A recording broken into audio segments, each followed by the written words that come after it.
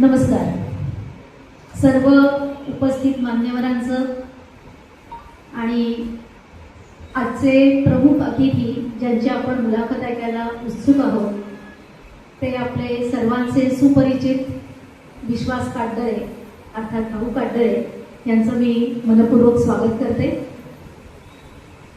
आणि आपणही सर्व, कारण पाऊस पडायला लागला की लगेच माणूस म्हणतो की नको बाबा घरातच बसूया, कोणी बाहेर पडायला तयार होत नाही, मग तो कितीही चांगला कार्यक्रम असू दे। सुरुवातीला आलो तेव्हा तसंच वाटलं की काय 7-8 जणांमध्येच मुलाखत होणार की काय, पण बघता बघता संख्या वाढतीये आणि त्यामुळे छान वाटतंय, कारण आपण सगळेच भाऊंच्या प्रवासाविषयी जाणून घ्यायला उत्सुक आहोत। तेव्हा आपण मुलाखतीकडे वळूया। मंडळी, दिवसेंदिवस आपण बघतोय की सगळंच वातावरण बदलतंय, तापमानामध्ये वाढ होते। दरवर्षी आपण म्हणतोय की उन्हाळा यंदाचा जास्तच आहे, ते तर होतच, पण आता पावसाचं पण सगळं तापमान बदललेलं आहे। आणि ह्या सगळ्या पार्श्वभूमीवर केवळ तापमान किंवा पाऊस, एकूणच निसर्ग आज लहरी झाला आहे आणि त्या निसर्गाच्या लहरीपणाला कारणीभूत अर्थात आपणच आहोत।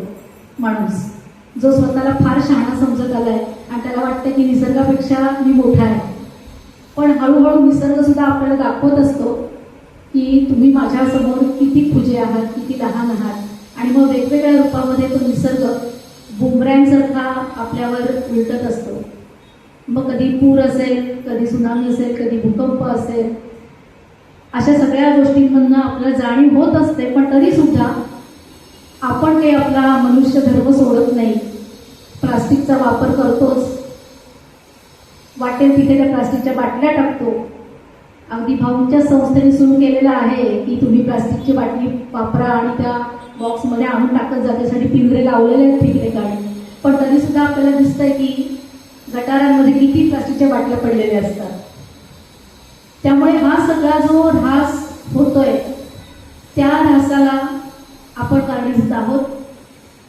त्याच वेळेला ह्या सगळ्यामुळे जैवविविधतेवर पण खूप परिणाम होतोय। प्राणी, पशु, पक्षी सगळ्यांना ह्या गोष्टींचा त्रास होतोय। माणसाच्या ह्या सगळ्या त्यांनी केलेल्या गोष्टींमुळे त्यांनी तो लक्षच देत नाहीये की जणू काही जंगल किंवा तिथलं जी संपत्ती आहे ती आमचीच मालकीची आहे, अशा तऱ्हेने आपण वागतो। अगदी आपण फिरायला गेलो तरी सुद्धा आपण इथे विसरून जातो की हे त्यांची टेरिटरी आहे आणि आपण तिथे पाहुणे म्हणून जातोय। आणि असं असताना आपल्या वागण्यामध्ये आपण कंट्रोल ठेवायला पाहिजे, बदल करायला पाहिजे, हे आपण विसरून जातो। आणि मग त्याचाच परिणाम म्हणून आपल्याला दिसतो की माणूस आणि वन्यजीव यांच्यात पण संघर्ष होतो। अशा सगळ्या गोष्टी एका ठिकाणी आपल्याला दिसत असतात, पण त्याच वेळेला समाजामध्ये असेही काही लोक असतात की जे ग्रीन वॉरियर्स असतात, जे ह्या सगळ्या गोष्टींना थांबवण्याचा आपल्या परीने प्रयत्न करत असतात। आणि त्यांच्यापैकीच एक आजचे आपले पाहुणे भाऊ काटदरे, त्यांच्या सगळ्या प्रवासाविषयी आपण जाणून घेऊया। तत्पूर्वी मी तुम्हाला नक्कीच सांगू इच्छिते की सह्याद्री निसर्ग संस्था ही आपल्याला माहितीच आहे, चिपळूणमध्ये प्रसिद्ध संस्था आहे।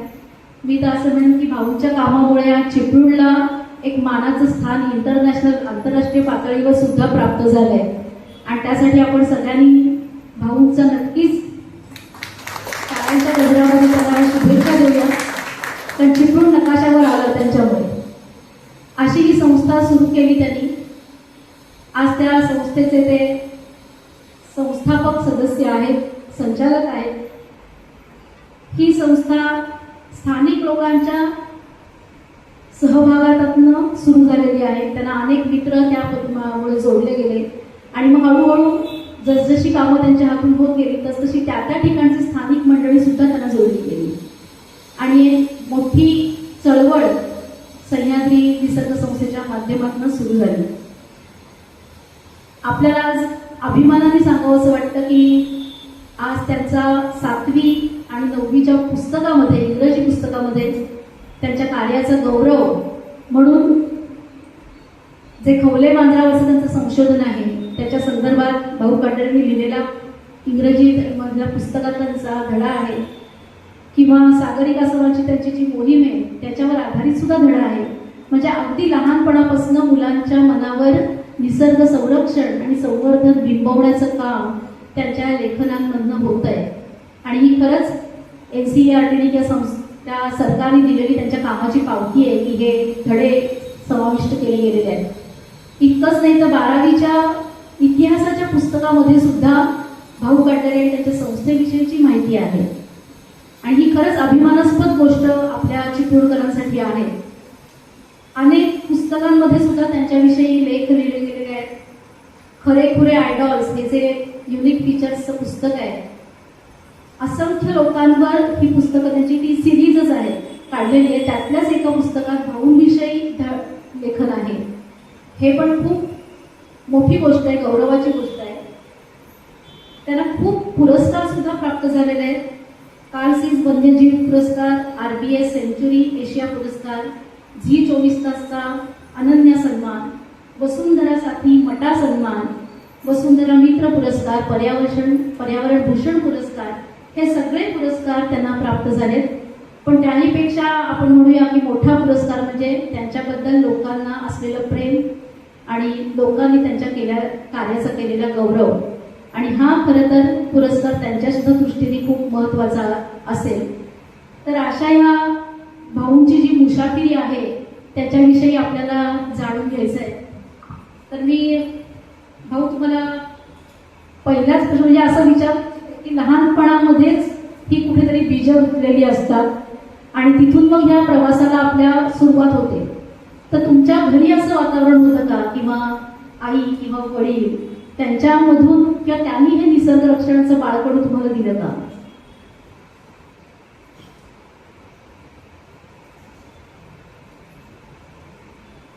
नमस्कार. आज या ठिकाणी निलेश बापट कला दालनामध्ये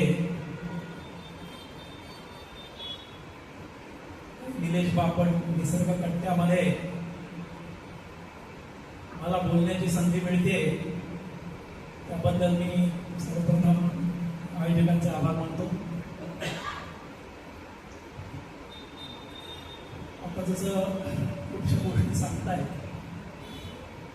तर या संदर्भात माझं गाव शीर गावगाव तालुक्यामध्ये, इथून साधारण 40-45 किलोमीटर अंतर आहे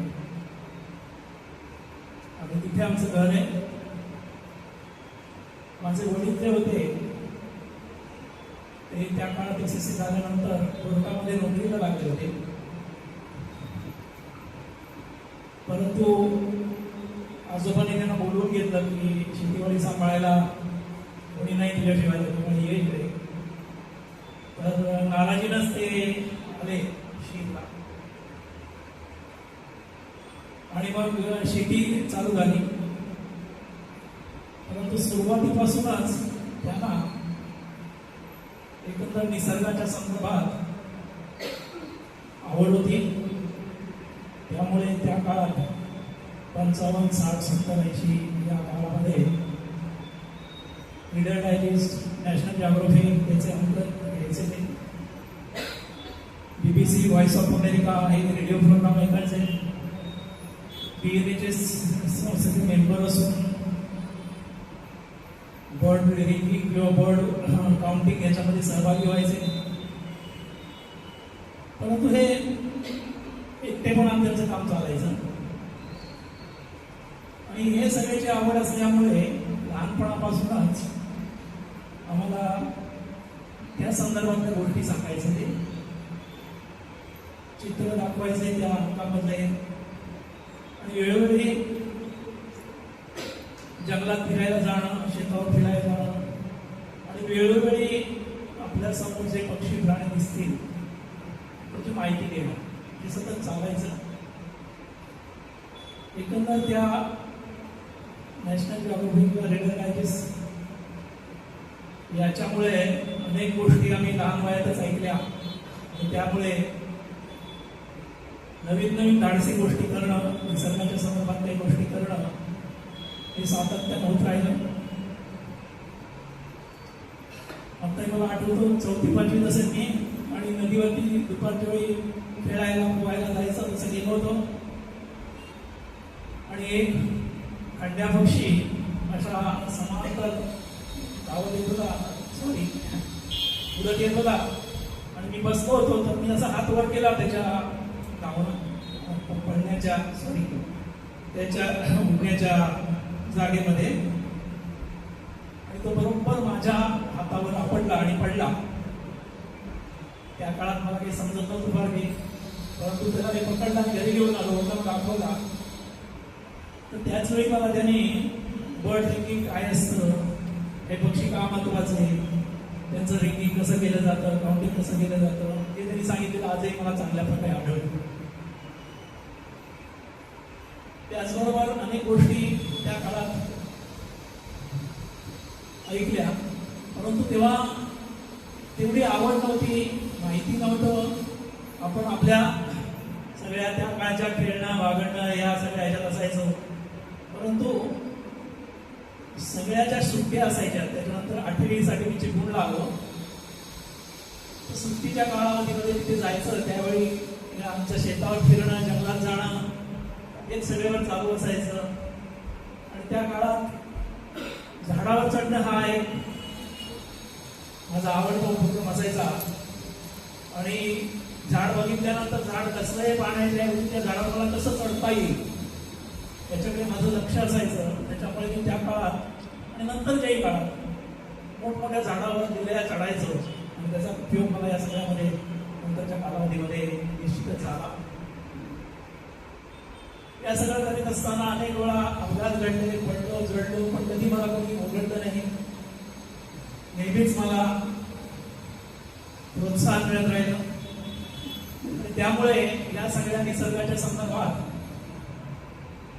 विशेष निराळं नाही, पण आपल्या आजूबाजूची शेतीवाडी आहे, आमची शेती बागायत आणि असं सगळं असल्यामुळे ते आजूबाजूचे जंगल, आणि त्या काळात खूप मोठ्या प्रमाणात जंगल आणि या सगळ्या गोष्टी होत्या. त्याच्यामुळे अंगणातच हे पक्षी वगैरे दिसायचे.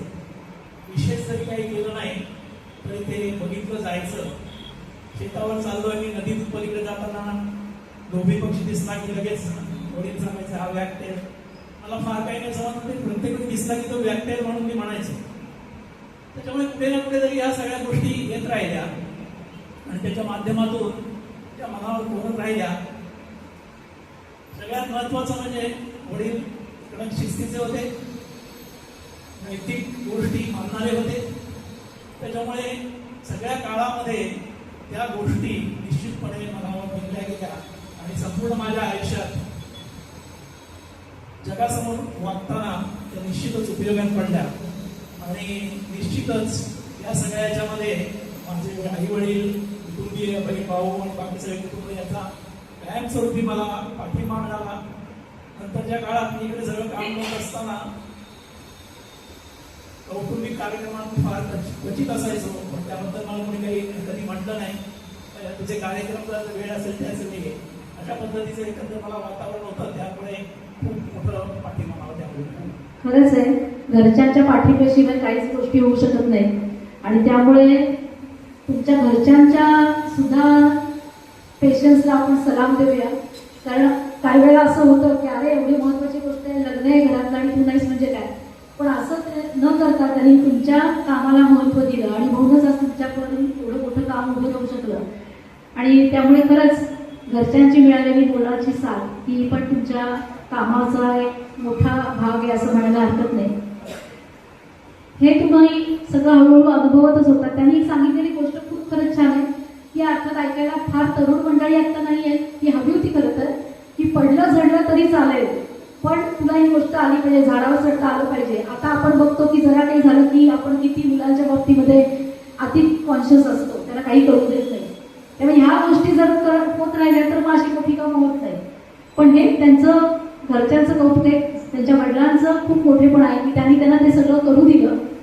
आणि त्याच वेळी त्या काळामध्ये नॅशनल जिओग्राफी, रीडर्स डायजेस्ट सारख्या अंक त्यांच्याकडे येणं, त्याचं वाचन होणं ही पण त्यांच्या दृष्टीने मोठी मोलाची गोष्ट होती की जे त्यांना लहान वयामध्येच हे सगळं अनुभवायला मिळालं.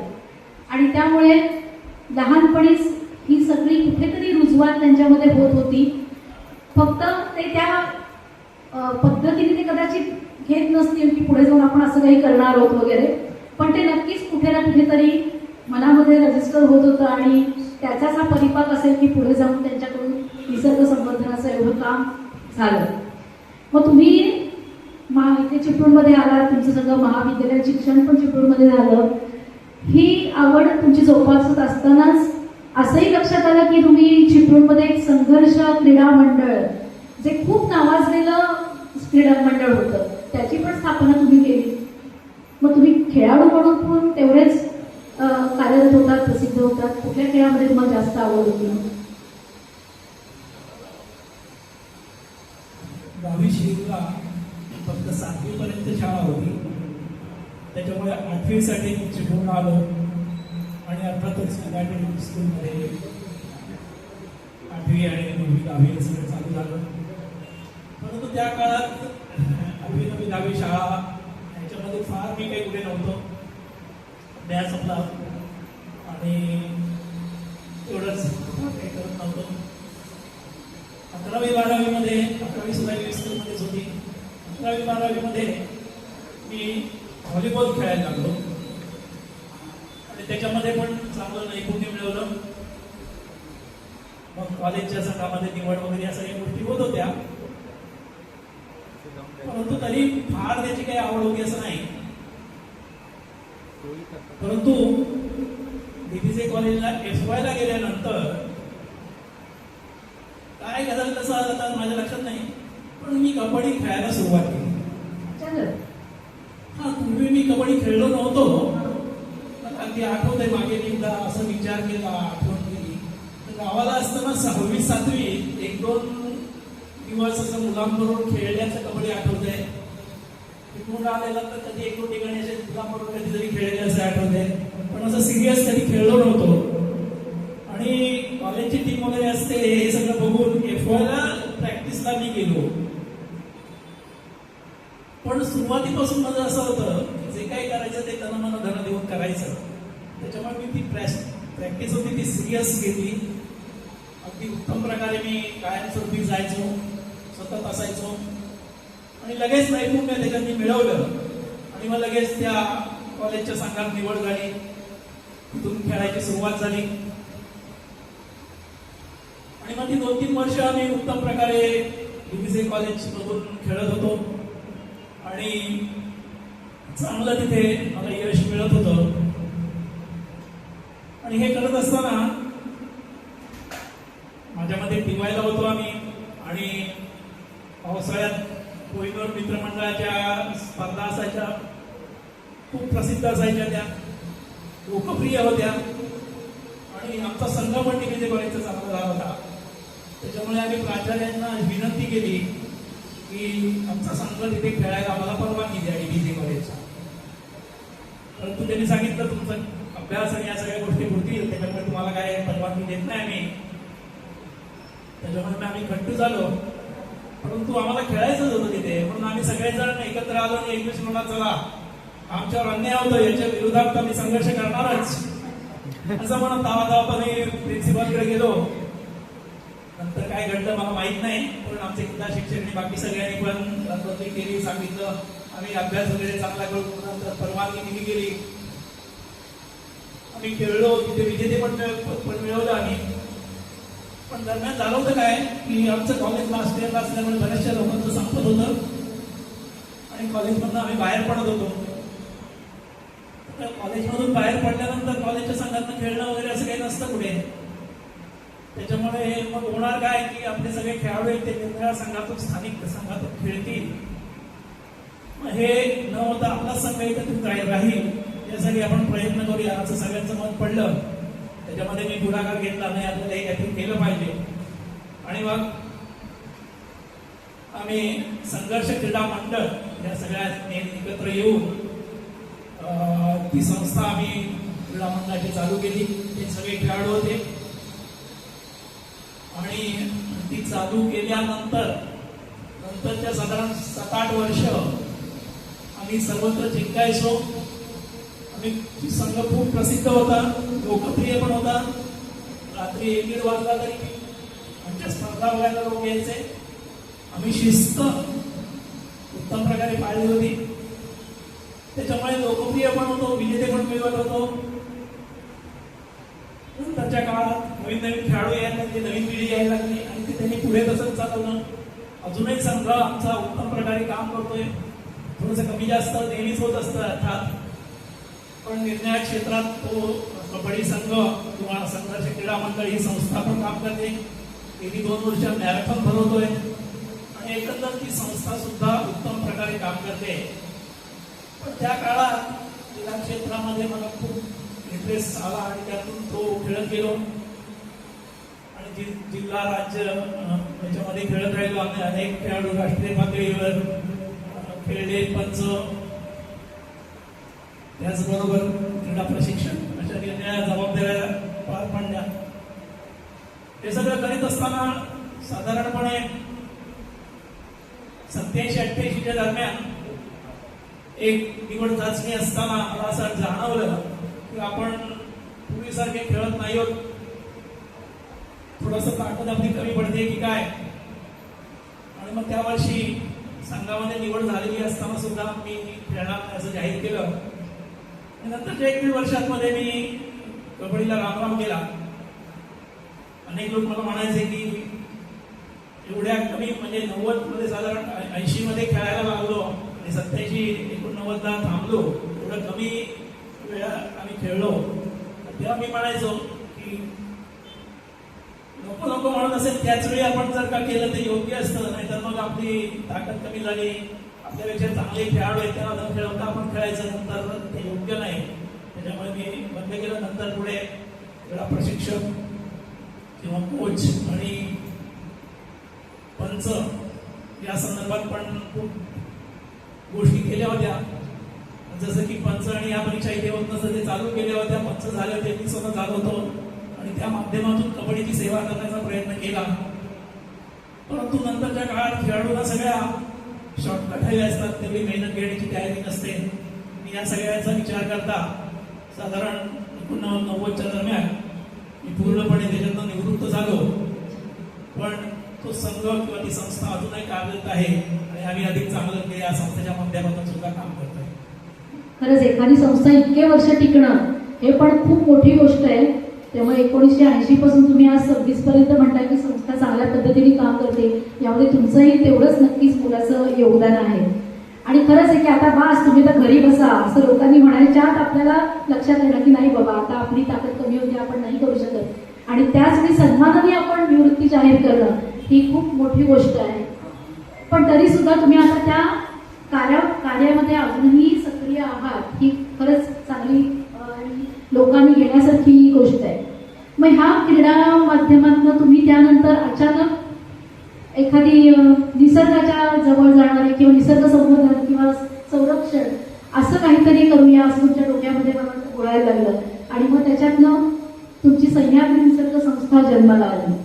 त्याचं ब्रीदवाक्य काय आणि ते ब्रीदवाक्य कसं तुम्ही निवडलं, त्याच्या मागचं कारण काय किंवा ती संस्था कशी स्थापन झाली?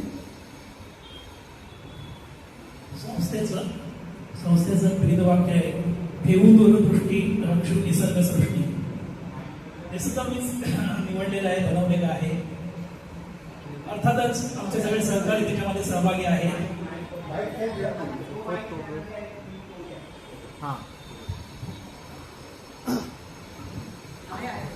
आहे वायर आहे. हां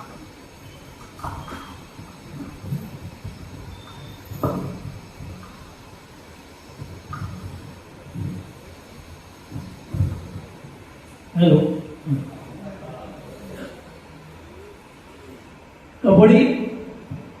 कबड्डी सोडल्यानंतर मन काही स्वस्त बसत नव्हतं. म्हणजे सुरुवातीपासूनच कुठलीही गोष्ट केली तर तन धन देऊन करायची आणि नवीन काही करत राहायचं. त्याच्यामुळे पहिल्यापासूनच होतं की जी रस्ता आहे त्या रस्त्यावर जाताना आपला नवीन रस्ता आपण तयार करायचा हे होतं. त्याच्यामुळे कबड्डीतून निवृत्ती घेतल्यानंतर मी अनेक गोष्टी अनुभव घेतला गोष्टींचा. ट्रेकिंगला गेलो, किल्ले फिरलो, नद्यांची परिक्रमा केली, अशा निसर्गात फिरलो, अशा खूप गोष्टी करत होतो.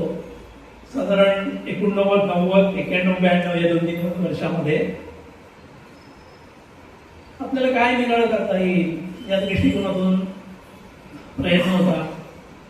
मग त्याच वेळी गोष्टी आठवायला लागल्या की वडिलांनी त्या काळात एका माणसानं जगप्रदक्षिणा चालत कशी काढली, एखाद्या होडीतून अटलांटिक महासागर कसा पार केला, होडीतून पृथ्वी प्रदक्षिणा कशी घातली, ह्या सगळ्या सांगितलेल्या गोष्टी आठवायला लागल्या मला. आणि त्या दृष्टिकोनातून आपण काही निराळं करावं यासाठी अनेक गोष्टी मी करायला लागलो. आपले जवळचे मित्रमंडळींना बरोबर घेऊन कधीतरी एका किल्ल्यावर जा, कधीतरी या जंगलात जा, कुठेतरी होडीनं स्थिर, अशा खूप गोष्टी करत होतो. ते करत असताना मला असं जाणवलं की असं आपण नुसतंच एकटं काहीतरी फिरून फार काही त्यातून आपण मिळवू शकणार नाही. वैयक्तिक गोष्टी करत राहू, परंतु जर एखादी संस्था असेल आणि त्या संस्थेच्या माध्यमातून आपण काहीतरी केलं तर ते दीर्घकाळ राहील, अधिक मोठ्या प्रमाणात करता येईल. या दृष्टिकोनातून काय करावं अशा विचारात होतो. अनेक दिवस, अनेक रात्री मी सतत काही ना काहीतरी लिहून काढायचं. ही संस्था चालू करूया, याच्यासाठी हे करूया, हे करूया, याच्यासाठी हे करूया, अशा सतत ती 2 वर्ष 89, 90 किंवा 91, 92 याच्यामध्ये सतत माझं चालू असायचं आणि प्रत्यक्ष गोष्टी करायच्या. पण साधारण 90च्या शेवटच्या काही महिन्यात किंवा 91 सालामध्ये थोडंसं माझं पक्षांकडे जास्त लक्ष लागलं. आणि अर्थातच जे वडिलांनी त्या काळात सांगितलेल्या गोष्टी समजायला लागल्या. आणि मग 91 साली बऱ्याच ठिकाणी पक्षी पाहणं या दृष्टिकोनातून जनरल खूप काही विशेष नाही, पण मी बघायला लागलो, जायला लागलो. त्याचबरोबर काही अभयारण्यामध्ये फिरलो आणि त्या हेतून मला वाटायला लागलं की प्राण्यांसाठी आपण काहीतरी केलं पाहिजे. मग ती काय केलं पाहिजे, तरी आपण संस्था काढूया आणि विविध अभयारण्यांना भेट द्यायच्या आणि म्हणजे प्राणी धोक्यात आहेत त्यांच्यासाठी काहीतरी काम करायचं, असं जवळजवळ मी ठरवलं. आणि अशी या पद्धतीची एक संस्था चालू करायची असं जवळजवळ माझं मनात पक्क झालं. जवळच्या मित्रांजवळ बोलत होतो, पण निश्चित काही होत नव्हतं. परंतु मग एक दीर्घ मुदतीसाठी 1-2 महिन्यासाठी गावाला गेलो होतो मी. आणि मग तिथं वडिलांनी खूप पुस्तकं जमवलेली होती पक्ष्यांवरती, ती काढून पाहणं झालं, वडिलांजवळ चर्चा झाली. आणि हे सगळं करत असताना मला एक गोष्ट लक्षात आली की प्राण्यांसाठी जर का आपण संस्था केली आणि काही काम करायचं असेल तर खूप लांब लांब आपल्याला जावं लागेल. तिथे निरनिराळे प्राणी, अर्थात इकडे पण आपल्याकडे असतात, त्या काळात मला माहित नव्हतं. मला त्या काळात वाटायचं वाघ, सिंह, हत्ती हेच मोठे प्राणी आहेत, त्यांच्यासाठी आपण केलं पाहिजे, पण लांब लांब जाऊन करावं लागेल. पण पक्षी आपल्या अंगणातच दिसतात आणि मग ते अंगणात दिसतात म्हटल्यानंतर आपल्याला काम करणं सहज शक्य आहे. मग या संदर्भात वडिलांजवळ चर्चा आणि एकंदर मित्रमंडळींची जवळजवळ चर्चा असं केल्यानंतर मला हळूहळू असं लक्षात यायला लागलं की पक्ष्यांसाठी आपण काहीतरी केलं, संस्था केली तर काहीतरी निश्चितपणे आपल्याला अंगणातूनच करता येईल, त्याच्यासाठी विशेष काही करायला नको असा विचार करून थोडंसं काम चालू करता येईल का हे पाहायला लागलो. मग हे करत असताना अनेक गोष्टी मी सातत्याने लिहायला लागलो. काय संस्थेचे उद्दिष्ट काय असतील, काय करता येईल. आणि मग हे सगळं बघताना असं लक्षात आलं की पक्षी हा फक्त उद्दिष्ट न ठेवता एकंदरच निसर्गाच्या संदर्भात आपण ही संस्था केली आणि जसं जमेल तसं निरनिराळ्या गोष्टी केल्या तर येणाऱ्या काळामध्ये आपल्याला काम करायला खूप संधी आहे. आणि मग त्या संधीचं आपल्याला सोनं करता येईल. अर्थात ते आपल्यावर अवलंबून आहे ते किती काम करू शकू ते. आणि मग त्याच काळात हळूहळू नवीन मुलांबरोबर, नवीन लोकांबरोबर पक्षी पाहणं आणि एकंदर या सगळ्या गोष्टी चालू केल्या.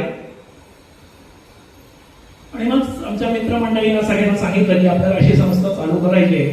आणि त्यावेळी त्यांनी पण होकार दाखवला आणि निश्चितपणे काहीतरी करूया. आणि 12 फेब्रुवारी 92ला आम्ही एक अशी सभा घेतली आणि पेपरला दिलं होतं की ज्यांना याच्यामध्ये काही करावं असं वाटतं त्यांनी या. आणि मग मोहन चितळे यांच्या कार्यालयामध्ये आम्ही मिटिंग घेतली आणि इथे सह्याद्री निसर्ग मित्र ही संस्था निसर्ग संवर्धनासाठी चालू करायचं असं सगळं ठरलं. त्याच्यामध्ये माझे खूप सहकारी सगळे होते. नंतर नवीन नवीन यायला लागले आणि सगळ्यांच्या माध्यमातून ही संस्था पुढे जायला लागली. आजही नवीन नवीन कार्यकर्ते येत राहतात आणि त्याच्या माध्यमातून या सगळ्या गोष्टी होता राहतात. पण सुरुवातीच्या काळात जरी आम्ही निसर्गाच्या संदर्भात काहीतरी करायचं ठरवलं असलं तरी आम्हाला त्या संदर्भात काहीच माहिती नव्हती. ती पाठी कोणीच होती आमची. म्हणजे मी जे थोडं काय घरातल्या पुस्तकावरून पाहिलं असेल ते काही फार असं नव्हतं. त्याच्यामुळे संस्था चालू झाल्यानंतर लगेच आम्ही अभ्यासाला सुरुवात केली. आणि सगळ्यात महत्वाचं काय सुरुवातीचं तर पक्षी पाहणं, त्यांचा अभ्यास करणं. त्या काळात अशी पुस्तकही नव्हती. मला आठवतं संपूर्ण भारतातल्या आणि मुख्यत्वे महाराष्ट्रातल्या या संदर्भातल्या तज्ञ लोकांना मी पत्र लिहिली होती या संदर्भात मला मार्गदर्शन मिळावं. पण तसं कुणी संपर्क केला नाही. पण पुण्याचे डॉक्टर प्रकाश गोळे यांनी आम्हाला संपर्क केला आणि त्याच्या मार्गदर्शनाखाली अनेक गोष्टी आम्ही करायला लागलो. नंतर अनेक लोकांना भेटायला लागलो. त्याच्या माध्यमातून या सगळ्या पुढच्या गोष्टी व्हायला लागल्या. आणि नंतर सुरुवातीच्या काळात आम्ही छोटे छोटे कार्यक्रम घ्यायला लागलो. झाडं लावा किंवा पक्षी बघा असं निरनिराळ्या गोष्टी करत करत करत सह्याद्री निसर्ग मित्राचं काम चालू झालं. आणि हे काम चालू करताना आम्ही मुख्यत्वे सुरुवातीच्या काळात पक्षी पाहण्यासाठी जायचं. दर आठवड्यात जायचं. आणि नवीनच असल्यामुळे संस्थेचे काही पैसे नव्हते. त्याच्यामुळे ते सगळ्यांना माहिती आहे तुमचं TTMM तुमचं तुझं माझा खर्च मी करायचा असं करून आम्ही जायचं फिरायचं. कुठेतरी भजी खायचं, चहा प्यायला. तो आठवडा गेला, नवीन आठवड्यात फिरत जायचं असं सगळं चालू होतं. पण त्या माध्यमातून सह्याद्री निसर्ग मित्र संस्थेची वाटचाल चालू झाली. आणि मग आम्ही एक एक गोष्टी शिकायला लागलो, बघायला लागलो. आणि मग कार्यकर्ते येत गेले आणि त्याच्या माध्यमातून संस्थेचं काम पुढे चालू झालं. खऱ्या अर्थाने निसर्ग संवर्धन आणि संरक्षण याकडे संस्था कधी वळली. त्याचं पहिलं संशोधन कुठलं आणि त्याच्याही आधी पोटापाण्याचा व्यवसाय म्हणून तुम्ही नोकरी करत असणार. पण त्या नोकरीमध्ये तुम्हाला सहकार्य मिळत होता म्हणजे असं पटकन करणार मिळणार फक्त रविवार तेवढा एकच मिळत होता आणि त्यातच तुम्ही सहकाम होत होता. कदाचित तेव्हा नसेल डोक्यात की पुढाकार संस्थेचं काम करायचं पण शेवटी आपल्या नोकरी हवीच करायला ते कसं काय जमत होतं. बरोबर आहे. पण मी जसं पहिल्यांदा सांगितलं की एखादी गोष्ट करायची ठरली की तनाला धनाधन करणं हे माझं पहिल्यापासूनच होतं. त्याच्यामुळे ही जी साफ हीच कंपनी आहे ती मला नोकरी लागली. आणि त्याच्यानंतर त्याचीच उपकंपनी हेलियस फूड ॲडिटिव्ह दोन्ही कंपन्यांमुळे 34 वर्ष नोकरी केली मी. परंतु नोकरी करत असताना कंपनीत या दोन्ही कंपन्या खाजगी आहेत.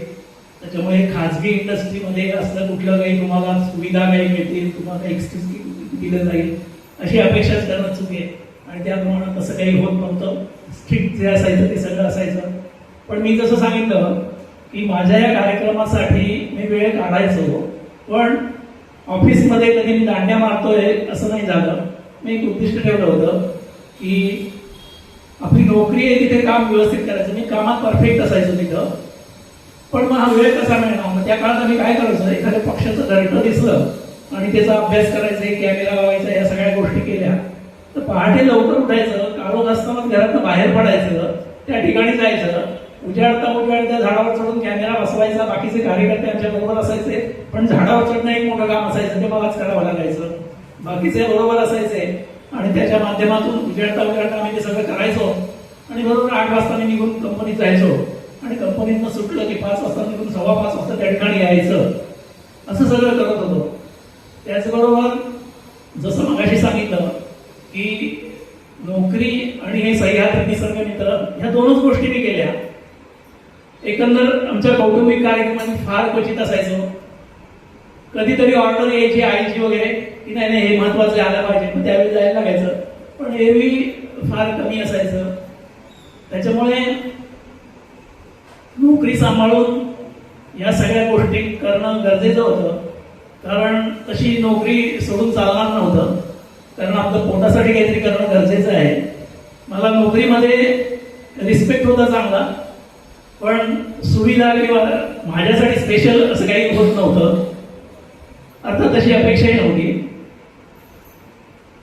आणि हे सगळं हळूहळू करायला लागल्यानंतर दर आठवड्याला आम्ही जे फिरायचो ते फिरत असताना लोकांना समजायला लागलं की हे काहीतरी लोक आहेत फिरतात बाहेरून येणारे.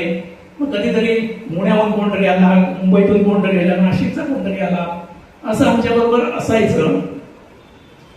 आणि मग कधीतरी कोण म्हणायचं, अरे अमुक पक्षी अरे आपल्याकडे दिसतो, इंडिव्हिज्युअल आहे तो, त्याचं संरक्षण करायला पाहिजे. आम्हाला त्याचं काहीच माहीत नसायचं. मग आम्ही ते पुस्तक काढून बघायचो, पण त्या काळात एवढी पुस्तकच नव्हती. सलीम अलीचं पिक्टोरियल गाईड म्हणून एक होतं आणि त्याच्यामध्ये पक्षी ओळखता येणार नाही असं त्याचं चित्र असायचं. अर्थात त्या काळात त्यांनी केलेलं खूप मोठं काम होतं सलीम अलीनी. परंतु मला आठवत आहे नाईट हेरन ओळखण्यासाठी मला 6 महिने सातत्याने त्याचं निरीक्षण करावं लागलं. बापरे, एवढा पेशन्स पाहिजे. आजकाल असं आहे की आपण त्याचा फोटो काढतो आणि आयडी प्लीज म्हणून टाकला की लगेच आपल्याला मिळतं. पण त्या काळात नको, आम्ही त्याच्या आत्महत्या काढायचो, पुस्तकं वाचायचं, बघायचं, ह्याला विचारायचं त्याला विचारायचं, हे असायचं. पण त्यामुळे व्हायचं काय, आम्ही कुठलाही पक्षी बघितला की त्याचं चित्र काढणं, त्याची माहिती घेणं, वाचणं, ह्याच्यामुळे ते डोक्यात पक्क बसायचं. आजकाल आयडी प्लीज म्हटलं की नाव समजतं, बाकी काही गोष्टी समजत नाही. अर्थात काळाबरोबर आपल्याला जायला लागतं, ज्याला अभ्यास करायचा तो योग्य प्रकारे करतो तो. परंतु हे हळूहळू आम्ही बघायला लागलो तर हे लोक सांगायचे की हे गोष्टी आहेत आणि हे दुर्मिळ आहे, मग त्याचं तुम्ही काय करता वगैरे वगैरे. आणि असं करताना 1996 साली राष्ट्रीय पातळीवर एक बातमी आली की व्हाईट बिलेट सी ईगल, पांढऱ्या पोटाचा सागरी गरुड हा नष्ट व्हायला आलाय आणि त्याची 4च घरटी शिल्लक आहे, समुद्रकिनारी असतो तो. तर आम्ही काय बघितलं की आम्ही नेहमी ज्यावेळी समुद्रकिनारी जायचं त्यावेळी आम्हाला तो दिसायचा. 4च घरटी असतील असं कसं होईल असं मला त्यावेळी वाटायचं. पण निश्चितपणे आपण बघूया काय ते. म्हणून मग दर शनिवारी संध्याकाळी ऑफिसमधनं सुटलं की धावतपणे एखादी एसटी पकडायची आणि समुद्रकिनारी कुठेतरी उतरायचं, बस स्टँडवर देवळात कुठेतरी झोपायचं, पहाटे उठून समुद्रावर चालायला सुरुवात करायची. बरोबर आमचा कोणतरी कार्यकर्ता असायचा, त्या कार्यकर्त्याच्या बरोबर दिवसभर आम्ही फिरायचो आणि ती जी काही आमच्याकडे त्या काळात उपलब्ध होती ती चित्र दाखवून लोकांना विचारायचो, हा पक्षी दिसला काय. आम्ही त्यांना विचारायचो, व्हाईट बिलेट सी ईगल दिसला काय ते असं विचारायचं. पण हळूहळू आम्हाला समजायला लागलं की त्यांच्या भाषेत त्यांच्याबरोबर बोललं पाहिजे. त्यांना खूप माहिती असते स्थानिक लोकांना. चित्र दाखवल्याबरोबर त्यांनी आम्हाला सांगायला लागलं की ती स्थानिक जी नावं होती तिथे लोक सांगायचे, काखरघार, सासणघार असे सांगायचे आणि आमच्या झाडावर आहे म्हणून सांगायचे. हळूहळू आम्हाला त्याच्यात गती यायला लागली, समजायला लागलं, लोकांकडे कसं बोलायचं समजायला लागलं आणि लोक पण सहकार्य करायचे. आणि मग आम्ही सगळ्या कार्यकर्त्यांनी मिळून पटापट हे दर आठवड्याला जाऊन काम केलं आणि 162 किलोमीटर किनारपट्टीवर 62 घरटी आम्ही शोधून काढली. ज्यावेळी राष्ट्रीय पातळीवर असं म्हटलं जात होतं की 4 घरटी शिल्लक आहे आणि तो नष्ट होईल, त्यावेळी 62 घरटी शोधली. तर एक गोष्ट आमच्या लक्षात आली की याचा कोणी अभ्यासच केलेला नाही. म्हणून मग आम्ही कुणी अभ्यास केला नाही आणि बघायला गेलो तर 1-2 शास्त्रज्ञांनी फक्त एक दिवस फिरायला जाऊन एखादं घरटं ऑब्झर्व केलं, त्याच्यावरती हे सगळं लिहिलं होतं. त्याच्यामुळे आमच्या असं लक्षात आलं की कोकणामध्ये समृद्ध जैवविविधता आहे, दुर्मिळ पक्षी प्राणी आहेत, पण त्यांचा अभ्यासच कोणी केलेला नाही. त्याच्यामुळे काय महत्वाचं नाही हे माहितीच नाहीये कोणाला. आणि आपण कोकणात आहोत, त्यासाठी आपण संस्था चालू केली आहे, तर आपण हेच करायला पाहिजे हे आम्ही ठरवलं. आणि तुम्ही वेगवेगळ्या रॉक्समध्ये पण गेला, भारतीय पाकोड्यावर पण खूप मोठं काम केलं, त्याच्याविषयी लोकांना काहीच माहिती नव्हती. अगदी बरोबर. जसं की आता म्हटलं की व्हाईट बिलेटच्या संदर्भात अधिक अभ्यास करायचं ठरवलं. आम्ही त्याच्यावर CCTV कॅमेरा बसवला वागरला आणि हे भारतात पहिल्यांदाच होत होतं अशा पद्धतीचं. अर्थात त्या काळात सुद्धा आमच्याकडे काही आधुनिक हे तंत्रज्ञान नव्हतं, परंतु मी कंपनीत बसलेला असताना आमच्याकडे सीसीटीव्ही त्या काळात नवीन नवीन आले होते, तर दाखवायसाठी कंपनीच्या उपयोगासाठी आले होते लोक. मग ते बघून घेतलं मी आणि नंतर बाहेरून येणारा संपर्क साधला आणि मला ते टेक्निक सगळं बघून घेऊन समजावून घेऊन जुगाड तंत्रज्ञान वापरून ते कॅमेरे वगैरे बसवायचं आम्ही काम चालू केलं. आणि मग हळूहळू विविध पक्षी यांच्या ब्रीडिंगचा अभ्यास चालू केला आम्ही आणि मोठ्या प्रमाणावर कोकणात येणाऱ्या पक्ष्यांची यादी बनवणं, त्यांचा अभ्यास करणं, या सगळ्या गोष्टी आम्ही चालू केल्या. आणि हे कोकणात पहिल्यांदाच होत होतं. याचं कारण कबड्डीमध्ये मी सुपरिचित होतो, सगळ्यांना प्रसिद्ध होतो, लोक ओळखायचे. आणि मग कधीतरी लोक म्हणायचे, त्या काळात तळी आपल्याकडे चांगली होती, तर काळीतळीच्या तळ्यावरती एक दिवस मी बसलो होतो. सकाळी उजाडल्यापासून संध्याकाळी मोळेपर्यंत एक दुर्बीण घेऊन बसलो होतो आणि मग चर्चा झाली. कोणीतरी कोणाला तरी सांगायला लागलं, ते भाऊ पाटील काय झाले, डोक्यावर परिणाम झाला काय. ती चर्चा चालू झाली. मग कोणीतरी मला सांगितलं, तर मला हसायला यायला लागलं. परंतु थोडे दिवस गेल्यानंतर लोकांनाही समजायला लागलं आणि मग लोकच आम्हाला येऊन सांगायचे, अरे तिथे तो पक्षी येतो बघ जा, तिथे अमुक गोष्ट आहे.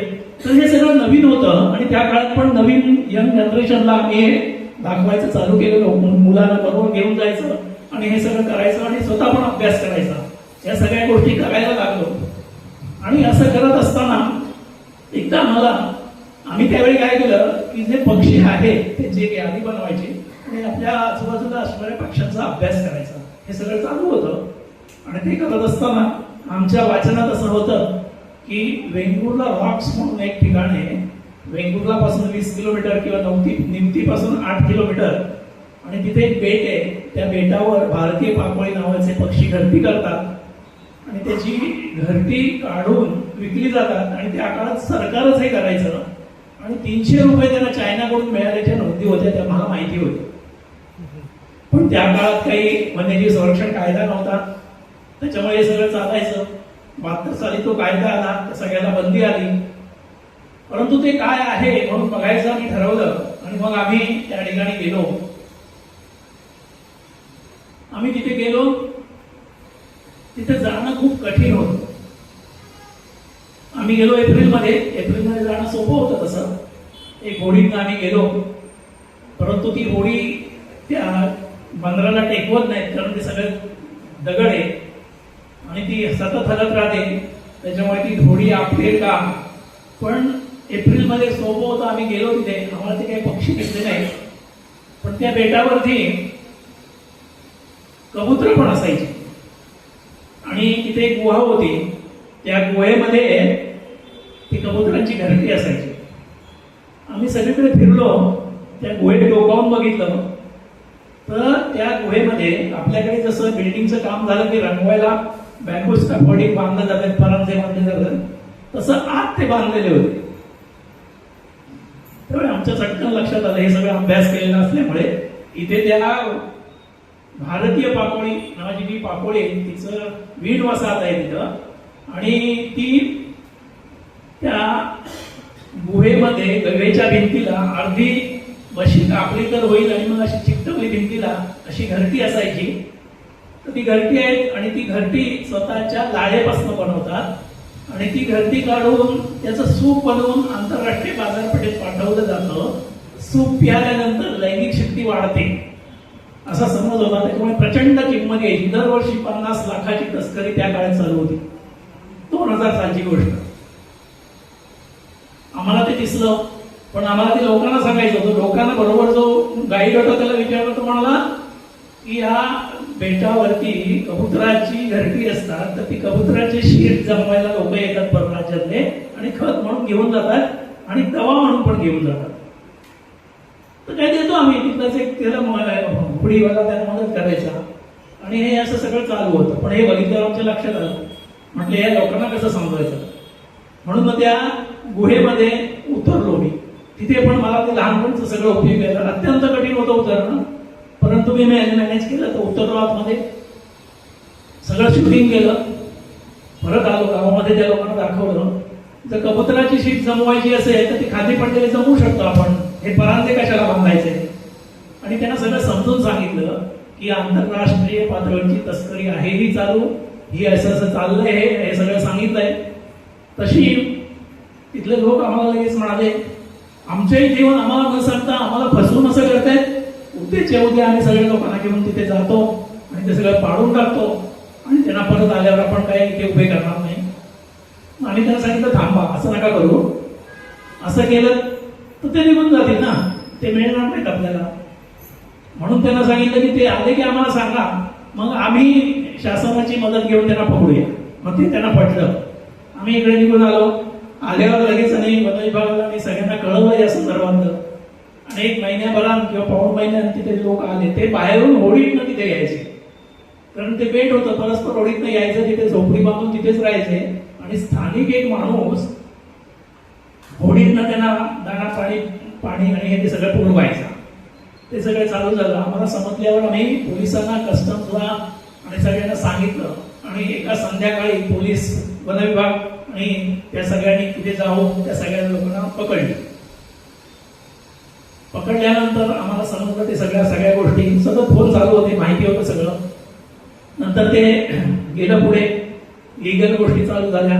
आणि लिगल गोष्टी चालू झाल्यानंतर आमच्या असं लक्षात आलं की तो वेंगुर्ला रॉक्स हा जे ठिकाण आहे ते वन विभागाच्या ताब्यातच नव्हतं.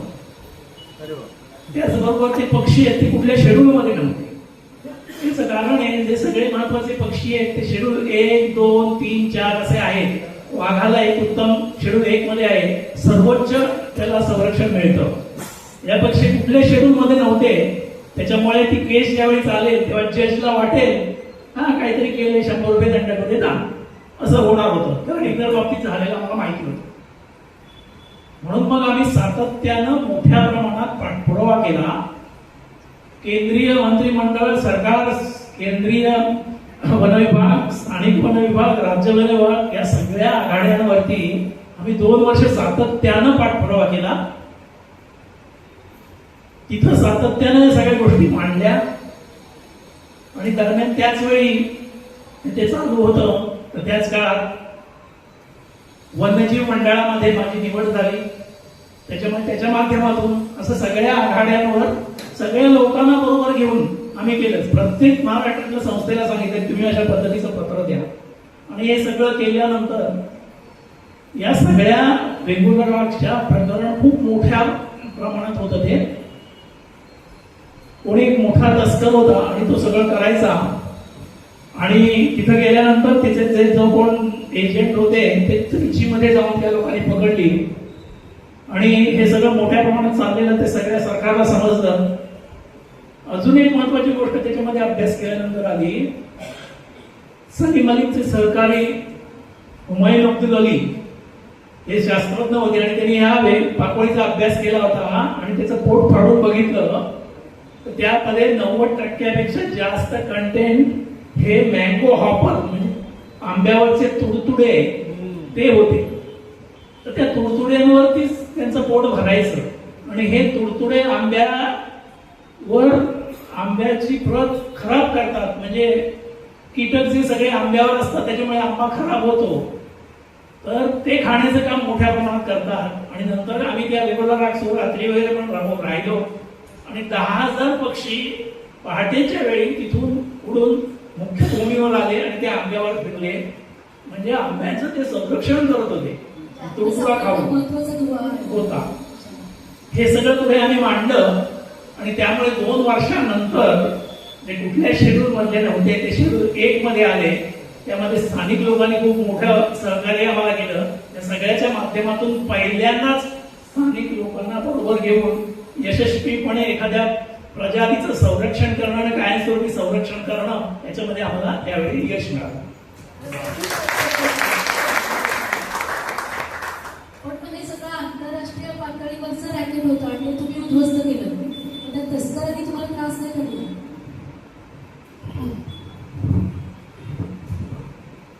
हे सगळं करत असताना सुदैवानं वन विभाग आणि पोलीस यांनी फार उत्तम कामगिरी केली.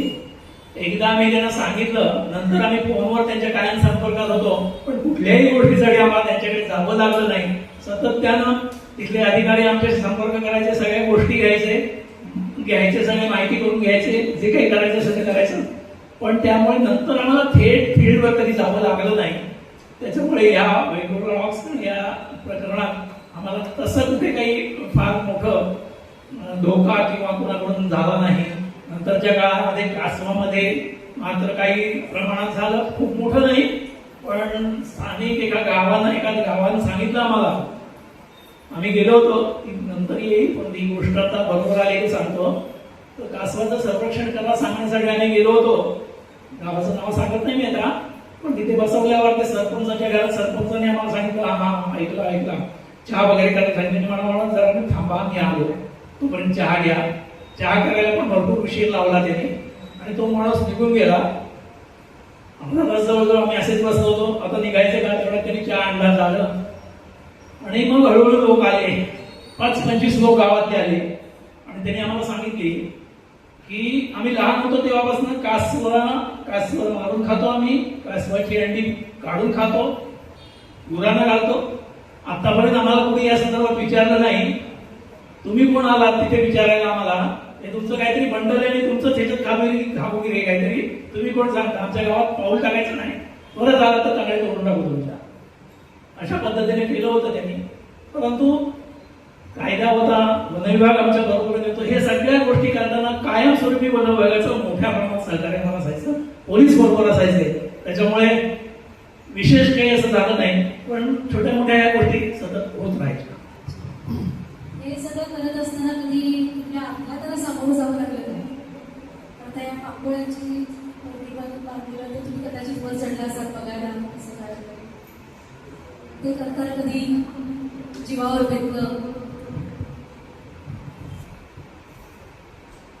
हे सगळं करत असताना वेळोवेळी अर्थातच कठीण प्रसंग यायचे. वाईट वेळी झाडावर असल्यामुळे अनेक वेळा झाडावर पडलो मी, पण त्या सगळ्या गोष्टींमध्ये फार काही असं नाही झालं. परंतु एकदा रोहिले म्हणून गाव आहे, त्या ठिकाणी घरटेवर अभ्यास करण्याचं आम्ही ठरवलं आणि तिथे 60 फूट उंचीचा आम्ही वॉच टॉवर बांधला. आणि ते असं करायला कोणी लोक नसतात, त्याच्यामुळे स्वतःलाच ते करावं लागतं. त्याच्यामुळे ते करत असताना अपघात झाला, एक तार माझ्या डोळ्याला लागली, मोठा अपघात झाला. इतर वेळी सुद्धा आम्ही विविध ठिकाणी करत असताना छोट्या मोठ्या गोष्टी झाल्या, पण खूप मोठं काही झालं असं मला वाटत नाही. त्यावेळी डोळ्याला लागलं खूप, त्याच्यामध्ये उपचार वगैरे करावे लागले, पण झालं, ठीक आहे. इतर गोष्टी करत असताना छोट्या मोठ्या गोष्टी होत राहतात, पण नियमितपणे आपण हे करत राहायचं. त्याच्यातले धोके आहेत ते आधीच ओळखून धोक्यापासून आपण दूर कसे राहू, आपल्याला धोक्याचा त्रास होणार नाही अशा पद्धतीने बघायचं आणि पुढचं काम करायचं. हे पाहत आम्ही अनेक गोष्टी येणाऱ्या काळामध्ये यशस्वी केल्या. डोळ्यासारखा नाजूक सेन्सरी ऑर्गन की खूप त्याच त्रास झाला, पण परिसर जीव मागे हटला नाही तुमच्या या सगळ्या कार्यापासून. त्याचं खरंच विशेष आहे. नंतर असं जीवघेणं आपल्याला एखादा त्रास झाल्यानंतर थोडंसं माणसाच्या मनामध्ये भीती बसते की नको बाबा कसं काय होईल किंवा कसं करायचं. कदाचित घरचंही म्हणू शकतो की पास आता तुझं फारच चाललेलं आहे, पण असं सुदैवाने काही झालं नाही. आणि म्हणून पुढे सुद्धा तुम्ही अनेक कामं हातामध्ये घेतली, ज्यामध्ये आज अंजरले आणि वेळास गावाला कासव महोत्सव खूप मोठ्या प्रमाणामध्ये होतो. बाहेरला लोक येतात आणि आनंदाने तिथे राहून ते सगळं कासवाची पिल्लं कशी बाहेर पडतात, तिथून इथून चालत कशी त्या समुद्राकडे ओढीने जातात, हे सगळं बघण्याचा एक आनंद तुम्ही तुमच्या या संरक्षणाच्या माध्यमातून दिला. तर त्याची सुरुवात कशी झाली आणि आज तो मला वाटतं तुम्ही भाग आता स्थानिकांवर पूर्ण सोडून दिलाय. आणि ही तुमची एक निर्लय प्रवृत्ती आहे की एखादं काम सुरू करायचं ते पूर्ण टॉप म्हणजे याच्यावर नेऊन ठेवायचं आणि मग त्याच्यातनं छानपैकी बाहेर पडायचं. हे करायला सुद्धा म्हणजे एक वेगळं कौशल्य लागतं की आपण त्यात अडकून बसला नाही, उलट नवीन नवीन आणखी आव्हानं त्यांना घेत गेला. तर मग आता त्या वेळास किंवा कासव महोत्सवाबद्दल काय सांगाल? ते कसं काय तुमच्या लक्षात आलं की मला पण संरक्षणाची गरज आहे? आम्ही मोठ्या प्रमाणात निसर्ग संवर्धनाचं काम सातत्यानं करत होतो आणि भारतीय पाकोळी ही किनाऱ्यावरच आहे, व्हाईट बिलेड सी ईगल किनाऱ्यावरतीच आहे. तर मोठा काळ आम्ही सगळा या समुद्र किनाऱ्यावर फिरत होतो. परंतु एकदा जयगडला आम्हाला एक मोठं कासव स्थानिक लोकांनी पकडलं होते, एका बांबूला बांधलं होतं आणि 4-4 लोक उचलून त्याला नेत होते. हे एकदा पाहिलं होतं, दुरूनच पाहिलं आम्ही. अजून 1-2 ठिकाणी असं काहीतरी झालं होतं, पण यापेक्षा जास्त आम्हाला त्या ठिकाणी कुठे कासव बघायला मिळालं नाही. नंतरच्या काळामध्ये प्रकाश गोळे, मारुती चितंबली याने वेळोवेळी आमच्याशी चर्चा करताना सांगितलं की इकडे कासव असली पाहिजे, त्यासाठी आपण काहीतरी करायला पाहिजे, बघायला पाहिजे. मग त्यासाठी आम्ही काही छोटे छोटे सर्वे पण केले होते की कासव येतात का आणि काय परिस्थिती आहे. पण आम्हाला कुठलाही त्याचा थांगपत्ता लागलेला नाही. पण असं करत असताना आमचे कार्यकर्ता विजय महाबळ, त्या आता आपल्यात नाही, ते व्हाईट बिलेड सी ईगलचा सर्वे करण्यासाठी वेळासला गेले होते. आणि त्या वेळासला त्यांना समुद्र किनाऱ्यावरती वाळूमध्ये खड्डे दिसले आणि बाजूला पांढरी टरफलं दिसली. तर हे काय आहे म्हणून त्यांना फोटो काढले त्याचे. आणि मग माझ्याकडे आला. आम्ही 2-4 मित्र बसून हे सगळं पाहत होतो आणि नेमकं काय आहे आमच्या लक्षात येत नव्हतं. म्हणून आम्ही ठरवलं की जाऊन बघूया. वेळास इथून 110 किलोमीटर लांब आहे आणि त्या काळात म्हणजे 2002 ची गोष्ट आहे. त्या काळात रस्ते प्रचंड खराब होते. वेळासला गावामध्ये नातेवाईकांशिवाय कोण जात नव्हतं. पहिल्यांदा आम्ही गेलो तेव्हा आम्ही शोध घेऊन सुद्धा आम्हाला चहा मिळाला नाही, एवढं कठीण होतं. पण त्या ठिकाणी आम्ही गेलो. आम्ही गेल्यानंतर ते खड्डे बघितले. नंतर 4-4, 5-5 फूट खणून आम्ही बघितलं. चौकून हात जोपर्यंत खाली जाईल तोपर्यंत खणून बघितलं. बरोबरीने आमचे कार्यकर्ते असायचे. राम मोने, प्रमोद जोशी, त्याच्यानंतर विश्वास जोशी, सचिन पालकर, संजय गोडबोले, कमलाकर बेंडके, असे अनेक वेगवेगळे निरनिराळा कोण ना कोणतरी त्या दिवशी असायचा. मग ते आम्ही बघितलं, पण आम्हाला काही ते आढळलं नाही त्याच्यामध्ये. स्थानिक लोकांना विचारत होतो, तेही सांगत नव्हते. मग 2 आठवडे आम्ही सातत्यानं तिथे जायचं ठरवलं. सुट्टीच्या दिवशी जायचं, शोधायचं, स्थानिक लोकांना गावात विचारायचं. पण गाववाले कोण सांगत नव्हते. पण एकदा मग एका माणसानं सांगितलं, अमुक माणूस आहे ना, तो ती अंडी पण काढतो, त्याला सगळं माहिती आहे, पण तो बोलणार नाही, ताकद तो लागून देणार नाही. ठीक आहे, समजल्यावर आम्ही पुढच्या रविवारी 4-5 जण गेलो आणि त्याच्याकडे जाऊन बसलो. गप्पा मारतोय. सकाळी जाऊन बसलो, विचारलं तर काही सांगायला तयार नाही, जायला तयार नाही. दुपार झाली, त्याच्याच मनात आम्ही डबा खाल्ला, बसलो, गप्पा मारतोय. आणि शेवटी त्याला दुपारी सांगितलं, दादा रे, आम्ही काही करणार नाही तुला, पण नक्की काय ते जोपर्यंत सांगत नाहीस ना तोपर्यंत आम्ही जाणारच नाही, आणि तर झोपणार आज. आणि मग बसलो होतो असाच. 4 वाजता त्याला काय वाटलं, परत एकदा मी विचारलं, हो दादा सांगा ना काय ते. तर असं एकदा माझ्याकडे तुम्हाला कासवाची कवटच बघायची आहे ते. त्याला उठला आणि धावत आत गेला आणि हातात 4-5 असे अंडी घेऊन बाहेर आला. ही बघा कवटा. आम्ही चाट पडलो. मग त्यालाच सांगितलं की अरे बाबा, तू सोडतोयस बरोबर नाहीये, असं आहे, कायदा काय सांगतो, बाकी सगळ्या गोष्टी आहेत. त्याला सांगितलं. त्याला काही ते तितकं पटलं नाही. पण आम्हाला एक गोष्ट पटली की इथे कासवाची घरटी होत आहे. मग आम्ही सगळ्यात महत्वाचं काय काम केलं असेल तर सगळीकडनं पुस्तकं मिळवा, सगळ्यांना पत्र पाठवा, माहिती गोळा करा. इंटरनेट वगैरे त्या काळात एवढं नव्हतं. खूप मोठ्या प्रमाणात माहिती गोळा केली तेव्हा असं आढळून आलं, आम्हाला माहिती होतं की गोव्यामध्ये अशा पद्धतीचं सागरी कासव संरक्षण मोहीम चालू झालेली होती. आणि त्या ठिकाणी कसं काम करतात, काय करतात, हे सगळं आम्ही अभ्यासाला सुरुवात केलं. आणि मग एक दिवशी एकत्र आलो आणि म्हटलं महाराष्ट्रात अजून कुठेही सागरी कासव संरक्षण मोहीम चालू झालेली नाहीये, तर ती आपल्याला करायलाच पाहिजे. हे आपल्याला कसं जमेल, कारण 110 किलोमीटर लांब येते. आमचे सगळे सहकारी असं म्हणाले की जमेल तसं आम्ही सुट्टीचा एक दिवस येऊ. तर करायचं निश्चित झालं. आणि मग आम्ही सतत त्या गावामध्ये जायला लागलो आणि लोकांना विचारायला लागलो. तरी फार काही लक्ष देत नव्हते लोक, फार काही माहिती सांगत नव्हते.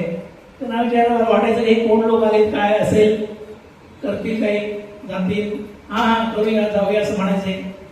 असं चाललं होतं. आम्हाला पण वाटायला लागलं त्याचं पुढचं कसं होईल, कसं समजेल. पण आम्ही दर आठवड्याला तिथे जायचं आणि सुट्टीचं दिवस सोडून जायचं. जेव्हा सुट्टी मिळेल तिथे जायचं हे करत होतो. आणि एक दिवशी असं सगळं फिरून गावात एक मोठं दुकान होतं. त्या दुकानात लाईट गेले होते गावात. पण आम्हाला काहीतरी घ्यायचं होतं, ते खायला काहीतरी, काहीच नव्हतं. तर काही चणे फुटाणे मिळतील ते घेण्यासाठी आम्ही तिथे गेलो. तर त्या दुकानात आग बत्ती लावलेली होती आणि ती दुकान त्यानं बंद करायला घेतलं होतं. एक फळी उघडी होती आणि दुसरी फळी अशी बंद केलेली होती. फळी ते फटीतनं असा बत्तीचा उजेड येत होता. आणि तिथून मी असं आलो आणि तो उजेड माझ्या चेहऱ्यावर पडला. त्याच वेळी आपल्या माणसानं बाहेर बघितलं होतं. ते फटीतून त्यानं मला ओळखलं. चटकन तो बाहेर आला आणि तो म्हणाला, भाऊ कटरे का हो तुम्ही? मी म्हटलं हो. तुम्हाला कसं माहिती? तर तो कबड्डीचा प्रेमी होता आणि आमचे खूप सामने बघितलेले होते आणि एकंदर आमच्या कबड्डीचा फॅन निघाला तो. आणि तो सरपंच होता गावातला, नंदकुमार पाटील. मग आम्हाला घरी घेऊन गेला तो. मी सगळं सांगितलं त्याला. भाऊ तुम्ही म्हणताय काय, तर आपल्याला करायलाच पाहिजे. आणि मग तिथून खऱ्या अर्थानं कासवाचं काम चालू झालं. त्याच्या आधी 15 दिवस पाऊण महिना काही घडत नव्हतं. मग तो म्हणाला, आम्ही त्याला सगळं सांगितलं आणि म्हणजे त्या अर्थानं कबड्डी इथे उपयोगी पडली. आणि त्यानं सांगितलं हे असं चालतं, हे चालतं, ते चालतं. आणि जो आधीचा माणूस मिळालेला होता तो विश्वासार्ह नव्हता. मुगे सगळ्या गोष्टी सांगितलं, अनेक चर्चा केल्या, परत गेलो. मग त्यानं आम्हाला एक चांगला माणूस गाठून दिला. आणि असं ठरलं की तो माणूस कायमस्वरूपी त्या किनाऱ्यावरती पहाटेच्या वेळी जाऊन गस्त घालील, मिळतील ती घरटी संरक्षित करील आणि असं पुढे चालू होईल असं ठरलं. त्याला काहीतरी मानधन द्यायचं आम्ही निश्चित केलं. त्याच्यासाठी मग आम्ही सगळ्यांनी कॉन्ट्रीब्युशन काढलं. पैसा काहीतरी वेगळा नव्हता आमच्याकडे. पण हे सगळं चालू केलं आणि त्याला सांगितलं पहिलं कासव येईल त्यावेळी पकडून ठेव त्याला. त्यावेळी कासवाला त्रास होईल या सगळ्या गोष्टी होत्या. पण त्या काळात कासव पकडलं त्याला उलट बांधून ठेवायचं, नंतर विहिरीत टाकून ठेवायचं, बुधवार बघून मारायचं, खायचं, हे सगळं चालायचं. त्याच्या अभ्यासासाठी एकदा हे केलं तर काय हरकत आहे म्हणून त्याला सांगितलं आम्ही. आणि त्यावेळी त्यानं ते पकडलं असं. आणि सकाळीच 8 वाजता फोन केला. मी कामावर गेलो होतो. फोन आल्याला आज दरवाजा उघडून आत गेलो मी. फोन आला तशी लगेच बाहेर पडलो. आम्ही गेलो तिथे, पाहिलं सगळं. लगेच त्याचा अभ्यास करून कासवाला पहिलं सोडलं. पण आम्हाला समजलं की कासव येतात त्यांची घरटी होत आहे आणि हे खूप मोठं प्रकरण आहे. त्यावेळी समजलं ते असं होतं, जगभरात ट्रॉपिकल किनाऱ्यावर, उष्णकटिबंधीय किनाऱ्यावरती कासव घरटी करतात. परंतु सगळ्या ठिकाणी स्थानिक लोक पहाटेच्या वेळी जातात. कासव समुद्रात येतं, वाळूत खड्डा काढतं, अंडी घालतं. ऑलिव्ह इंडियाच्या मध्ये 100 ते 150 अंडी घालतं. ती प्रेस करून निघून जातं. येता जाताना तो ट्रॅक होतो चाकासारखा, त्याच्यावरून त्याला ओळखलं जातं. नंतर कधी त्याच्या तिथे येत नाही, कारण पालक त्याची काळजी घेत नाहीत. स्वतःच ती अंडी उठतात निसर्गाच्या आणि बाकीच्या तापमानानं आणि आपल्या मॉइश्चरनं. 55 ते 60 दिवसात त्याच्यात पिलं बाहेर पडतात आणि ती समुद्रात निघून जातात. पण हे सगळं होईपर्यंत अंडी घातल्यापासून या कासवांना नवीन उत्पत्ती होण्यासाठी, मॅच्युअर होऊन नवीन उत्पत्ती होण्यासाठी 15 वर्षाचा कालावधी लागतो. तर त्या 15 वर्षी जगेपर्यंत 0.1% फक्त त्याची जगतात 100 ते 150 अंड्यापैकी. त्याच्यामुळे कासव मोठ्या प्रमाणात संरक्षित होणं गरजेचं आहे. आणि सगळ्यात महत्वाचं म्हणजे ती समुद्र स्वच्छ ठेवण्याचं काम करतात. त्याच्यामुळे कासव समुद्र स्वच्छ ठेवतो आणि त्याच्यामध्ये मासे मोठ्या प्रमाणात उत्पन्न आणि इतर प्राणी ते मोठ्या प्रमाणात जगू शकतात. हे त्यांचं महत्व आहे. ह्या सगळ्या गोष्टी आम्हाला समजल्या. मग त्या माणसाला कायमस्वरूपी मानधन देणं, नंतर हे करणं. प्रत्येक रविवार संध्याकाळी महत्वाच्या वेळी किंवा जास्तीत जास्त राम आणि मी जायचो, पण इतर वेळी आमचे सगळे सहकारी कोण ना कोणतरी बरोबर असायचा आणि मग त्या ठिकाणी जायचं. ते खडतर होतं खूप. 110 किलोमीटर स्कूटरनं जायचं. त्या काळात आमच्याकडे नवीन स्कूटरही नव्हत्या, जुन्या असायच्या. कसं तरी जायचं, पोचायचं 11 वाजेपर्यंत. नंतर समुद्र किनाऱ्यावर गस्त घालायची. कासव येते का पाहायचं आणि त्याला संरक्षित करायचं आहे. नंतर किनाऱ्यावर झोपायचं आणि पहाटेच्या वेळी परत उठून बघायचं. नंतर गावात जायचं, गावामध्ये जनजागृती आणि बाकीच्या गोष्टी करायच्या. दुसऱ्या दिवशी रात्री परत यायचं आणि कामावर जायचं दुसऱ्या दिवशी. असं सतत 1 वर्ष आमचं चालू होतं. आणि ऐकायला सगळं खूप सोपं वाटतंय, पण त्यांनी ते कसं काय सगळं केलं असेल ते जाणून. आणि त्याचबरोबर त्यांनी कवले मांजराच्या सुद्धा संरक्षणाचं खूप मोठं काम त्यांच्या हातून झालं, जो निसर्ग संपलेला एक महत्वाचा दुवा मानला जातो. तर त्याच्या संरक्षणाविषयी सुद्धा आपण ऐकूया. याचं थोडक्यात संपवतो मी कासवांचं, की असं सगळं करत असताना त्याच्यामध्ये यश आलं. आणि पहिलं ज्यावेळी कासवाच्या घाट्यातनं पिलं बाहेर पडली तर त्यावेळी सगळा गाव तिथे आला होता आणि गावाने आम्हाला सांगितले तुम्ही चांगलं काम करता, मी तुम्हाला सहकार्य करू. आणि मग पुढे त्याच्यामध्ये लोकांकडनं सहकार्य आलं. नंतर ते काम आम्ही अधिक 4 गावांमध्ये संपूर्ण महाराष्ट्राच्या किनाऱ्यावर पुढेच्या काळात चालू केलं. खूप मोठ्या प्रमाणात त्याच्यामध्ये यश मिळवलं आम्ही. प्रत्येक गावाजवळ माणूस नेमला आणि पहिल्या वर्षी ज्यावेळी प्रेसमध्ये हे गेलं तेव्हा लोक पुढे यायला लागले की समोर यश दिसत होतं. त्याच्यामुळे मग नंतर निधीचा आम्हाला कधीच प्रश्न आला नाही. लोक निधी द्यायला लागले आणि मग त्याच्या माध्यमातून पुढे व्हायला लागलं. ते झाल्यानंतर 12 वर्ष हे काम केलं आम्ही. 12 वर्षानंतर आमचं असं लक्षात आलं, मी जसं सांगितलं की वन्यजीव मंडळामध्ये होतो तर त्याच्या माध्यमातून याच्यासाठी निधी उपलब्ध केला. मी सतत पाठपुरावा करून आम्ही प्रशिक्षण दिलेले कार्यकर्ते सगळ्या ठिकाणी होते. त्यांना दरवर्षी आम्ही प्रशिक्षण द्यायचो. त्यातले निम्म्यापेक्षा जास्त लोक असे होते की ते पहिलं कासव मारायचे. आता त्यांना मी संरक्षणाच्या कामामध्ये आणलं. हे सगळं केल्यामुळे संपूर्ण किनाऱ्यावर कार्यकर्ते आहेत. वन विभागाकडनं निधी आला, त्याच्यामुळे हे सगळं होऊ शकेल.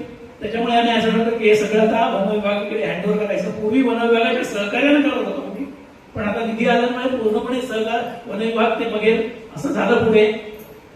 आणि हे झाल्यानंतर 2014 साली मी टोटल हँडओव्हर केलं. अजूनही मी त्यांच्याबरोबर असतो. त्यांना आता नंतरच्या काळामध्ये M-Turtle नावाचं ऍप पण करून दिले. त्याच्या माध्यमातून तो डाटा कलेक्शन करणं.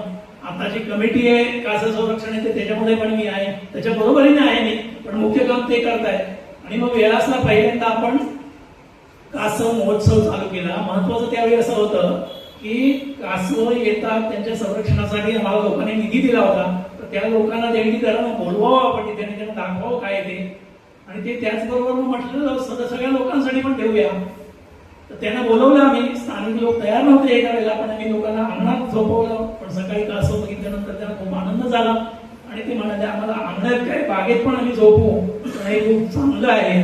आणि ते चांगलं आहे त्याच्यामुळे सतत पुढे जात राहिलं आणि आज उत्तम प्रकारे सगळ्या ठिकाणी चाललंय. आम्ही दिल्यानंतर सुद्धा वन विभाग उत्तम प्रकारे ते करताय. आता मँग्रोव्ह सेल आणि मँग्रोव्ह फाउंडेशनच्या माध्यमातून होतंय.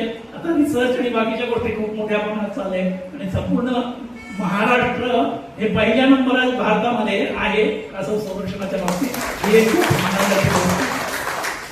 ही एक चांगली मोठी गोष्ट त्यांनी केली. पेटकीदारांना तिथे बोलवलं की तुमचा पैसा वाया जात नाही, आम्ही कुठल्या चांगल्या कामासाठी सगळं वापरतोय ते तुम्ही बघा. आणि त्याचा तो एक त्यांना आनंद नक्कीच मिळाला असेल की आपण जे काही देतोय त्याचा खूप चांगल्या पद्धतीने त्याचा उपयोग केला जातो.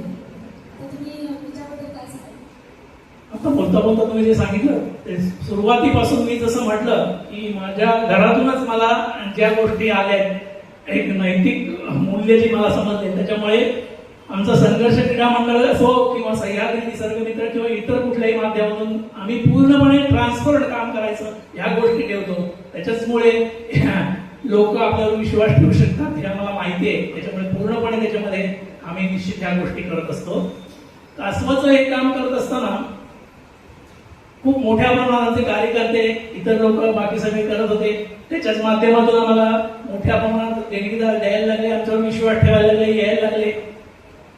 पण 14 सालामध्ये आम्ही कासवाचं काम थांबवल्यानंतर आम्हाला थोडा वेळ मिळाला, थोडा नाही चांगला वेळ मिळाला. कारण कासवामध्ये आम्हाला प्रत्येक आठवड्याची सुट्टी आणि मिळणारी प्रत्येक सुट्टी ही जायला लागायची. पाळी आमचे कार्यकर्ते जायचे. खूप तिथे वेळ आणि सगळं जायचं. पण खूप मोठं काम झालं, संपूर्ण महाराष्ट्राचं काम तिथे उभं केलं आपण. पण त्याच्यामुळे वेळ मिळाल्यानंतर आम्ही इतर गोष्टींचं संदर्भात बघायला लागलो. तर 15 सालामध्ये एक बातमी आली की कुंभारली घाटामध्ये घाटमाथ्यावर 44 किलो खवले मांजराचे खवले पकडले गेले आणि त्या तस्करांना त्या ठिकाणी पकडले गेले. आम्हाला पूर्वी खवले मांजर माहिती होतं. आम्ही जंगलात फिरायला जायचो त्यावेळी 2 ठिकाणी आम्ही बघितलं होतं की खवले मांजराला मारलंय आणि त्याचे खवले तिथेच टाकले, मांस खाण्यासाठी घेऊन निघून गेले. असं 2-3 ठिकाणी आम्ही बघितलं होतं. अनेक ठिकाणी त्याची गर्दी आम्हाला माहिती होती. पण 44 किलो म्हणजे खूप जास्त आहे हे प्रकरण. म्हणजे 30 तरी खवले मांजरांना मारलेले असं आम्हाला लक्षात आलं. तर त्यावेळी आम्ही ठरवलं की हे खूप काहीतरी मोठं आहे, त्याच्यामुळे याच्या संदर्भात आपल्याला काम निश्चितपणे करायला पाहिजे. तर खवले मांजर काय आहे? एक 4 फूट लांबीचा प्राणी आहे. त्याची 1 फूट शेपटीच असते, 1 फूट, आणि त्याच्या शरीरावर खवले असतात, ते जाड असतात आणि सहजासहजी बंदुकाची गोळी सुद्धा त्या खवल्याला काय करू शकत नाही. निसर्गात त्या खवले मांजराला कोणी मारू शकत नाही. म्हणजे जर का कोण आला तसे गोल होतो तो आणि बाहेर फक्त खवले राहतात आणि एक प्रकारचं स्प्रिंग टेन्शन असतं. वाघ सिंहाने जरी जबड्यात पकडून त्याला खायचं पडलं तरी करू शकत नाही. त्याला उघाडीचा घाव घातला तरी त्याला काय होत नाही. असं संरक्षण आहे. पण माणूस काय करायचा? त्याची घरटी शोधून काढायचा. घरटं म्हणजे ते कोणतं राहतं कुठे? जमिनीत साधारण 8 इंच डायमीटरचं, साधारण 10 फूट लांबीचं पीळ असतं असं शास्त्राला माहिती होतं. म्हणून नंतरच्या काळात अभ्यास केल्यानंतर 22 फूट लांबीचं घरटं आम्ही शोधून काढलं. पण तसा तो पिळ्यात राहतो. तर बीळ मिळालं की ते बिळाच्या बाहेर अशा काठक्या खोवून ठेवायच्या आणि सकाळ संध्याकाळ बघायचं. काठक्या आत पडलेल्या दिसल्या की तो बाहेरून आत गेलेला समजायचं. एक माणूस तिथे राखण्याला ठेवायचं. गावातनं 10 माणसं बोलवायची आणि ते बीळ खणत जायचं. दिवसभर फोडला नाही तर रात्री शेकोटी करून बत्ती आणून ते खणत राहायचं. एकदा सुरुवात केल्या की थांबायचं नाही. आणि शेवटचे 4-5 फूट राहिली ते मोठं होतं एवढं. एक माणूस डोक्याकडनं पुढे जाणार हात घालून, कारण ते काही करत नाही. त्याला पकडायचं आणि बाकीचे लोक ह्याचे माणसाचे पाय पकडून त्याला बाहेर काढायचं. असं काढायचं म्हणजे तेवढं खायला लागत नाही. बाहेर काढायचं. उघाड मारल्यावर पण त्याला काही होत नाही. त्याच्यामुळे उकळ त्या पाण्यात तरी टाकायचं किंवा शेकोटीत तरी टाकायचं आणि त्याला मारायचं. एवढं क्रूरपणे मारायचं. सुरुवातीच्या काळात जसं तुम्हाला सांगितलं त्यावेळी त्याला मारलं जायचं, मांसासाठी मारलं जायचं आणि ते खवले टाकून दिले जायचे. परंतु नंतरच्या काळामध्ये तुम्ही कोविडमध्ये आपल्याला ते समजलं असेल सगळ्यांना की या खवले जे आहेत ते चायनीज मार्केटमध्ये जातात आणि औषधासाठी त्याचा उपयोग केला जातो. त्याच्यामुळे प्रचंड किंमत त्याला मिळते हे समजलं आणि त्याची पण तस्करी मोठ्या प्रमाणात चालते. म्यानमारच्या मार्गे ते चायनाला जातं आणि मग आंतरराष्ट्रीय तस्कर असतात, त्यांचे एजंट असतात, राज्यातले एजंट असतात, स्थानिक एजंट असतात. ते स्थानिक लोकांना हेरतात. दारू पिणारे माहितगार हे ते शोधतात. त्यांना अड्ड्यावरून 1000 रुपयाची घ्यायला येतं. खिशात 500 रुपये टाकायचे. सहज 500 रुपये मिळतात आणि त्याला सांगायचं, म्हणजे त्याला फसवायचं आणि त्याला सांगायचं खवले मात्र मागून ठेव, मला फोन कर, मग येऊन जाईल, म्हणजे चांगले पैसे मिळतील. असं खूप मोठ्या प्रमाणात सगळेवर त्यांनी चालू केलं. आपल्याकडे तसं नाही, सगळ्याच भारतात सगळेवर 8 प्रकारचे पहिले नसायचं. नवीन एक शोध लागलाय आता. पण आफ्रिकेतनी आपल्याकडे सगळं चालायचं आणि कंटेनर भरून भरून ते सगळे चायनाला जातात. 22 टनाचा कंटेनर एकदा सिंगापूरमध्ये मिळाला होता. 10 टनाचे रेग्युलर कंटेनर भरून जायचे. हे सगळेवर चालत होतं. मग याचा आम्ही अभ्यास केला. डोळ्याला ते दिसत नाही. आम्ही रात्र फिरायचो सगळेवर. बाकी अनेक प्राणी दिसायचे पण हा कुठे दिसायचा नाही. फार कठीण आहे. पण क्वचित तरी ते रात्री 1-1 वाजता गाडीतनं पण तुम्हाला दिसेल. पण तो हे सगळं असं चालू असल्यामुळे आम्ही त्याचा अभ्यास चालू केला. डोळ्यांना दिसत नाही म्हणून आम्ही त्यावेळेला ट्रॅप कॅमेरे चालू केले. ऑटोमॅटिक कॅमेरे असतात. आता तुम्हाला माहिती असलेले सेल टाकले की जंगलात लावून द्यायला की महिनाभर त्याच्या समोर जी हालचाल होईल त्याच्याचे लगेच फोटो काढतो. अशा पद्धतीने आम्ही खूप मोठा डाटा उभा केला आणि त्याच्या माध्यमातून खूप मोठ्या प्रमाणात आपल्या सगळ्या भागामध्ये खवले मांजर आहेत हे आम्ही सिद्ध केलं. चिपळुणात सुद्धा खवले मांजर 2-3 वेळा तरी आलेले आहेत. ते अनेकांनी पाहिलेले आहे. असे सगळ्या भागात येतात आणि तो एवढा मजबूत असतात त्याचे जे पंजे असतात ते दिल्लीच्या बाजूच्या एका खेड्यामध्ये एका पकडलं होतं त्याला. रात्री त्याला ते मिळालं. त्यानं त्याच्या एका खोलीत बाहेर ठेवलं, त्याला वर पिंप ठेवलं आणि वर मोठा दगड ठेवला जेणेकरून त्याला बाहेर पाडता येणार नाही आणि निवांत झोपला.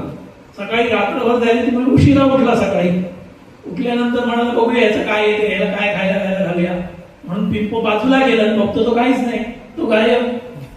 आणि त्यानं बीळ काढून ते भिंतीच्या घालून बीळ काढून तो बाहेर पडून गेला रात्री. म्हणजे एवढं बीळ काढून ते जाऊ शकतात. हे प्रचंड ताकद असते त्यांच्याकडे. स्नायू मजबूत असतात आणि ते नख असतात तर खूप मोठं असतात. तर ते असं करत असतो. आम्ही काय केलं, सुरुवातीला सर्वे करण्याचा प्रयत्न केला पण लोक घाबरायची, सांगायची नाही. आम्ही असंच फिरायचो, लोकांजवळ गप्पा मारायचो. काय पीक पण काय काय गावलंय, त्रास काय, तुम्हाला कसला काय, खवल्या दिसतो काय, असं कुठेतरी मध्येच विचारायचं. असं सोड माहिती घ्यायला लागलो. वन विभाग, पोलीस बरोबरीने आम्ही घेतले. मग आम्ही मोठ्या परिषदा घेतल्या, लोकांच्या गावातल्या मिटिंग घेतल्या. एका तालुक्याची एकत्र मिटिंग घेतली. लोकांना सांगितलं, लोकांना समजायला लागलं. मग चांगले लोक आमच्याबरोबर यायला लागले. बिळं दाखवायचे, त्या ठिकाणी मी कॅमेरे बसवायचो आणि याच्या माध्यमातून मोठा डाटा आम्ही कलेक्ट केला. संपूर्ण रत्नागिरी जिल्ह्यामध्ये जनजागृती केली आणि त्याच्यानंतर फरक खूप पडला. फरक खूप पडला म्हणजे काय, अनेक लोक आम्हाला व्हिडिओ कॉल पाठवायचे आणि त्या व्हिडिओमध्ये काय असायचं की ते अनेक वेळा काय व्हायचं की खवले मांजर रात्री कुठेतरी त्याच्या अन्न पाण्यावर फिरत असतात. ते काय आहे, त्याच्या तोंडामध्ये दातच नसतात. तो फक्त वाळवी आणि मुंग्या डोंगर एवढंच खातो.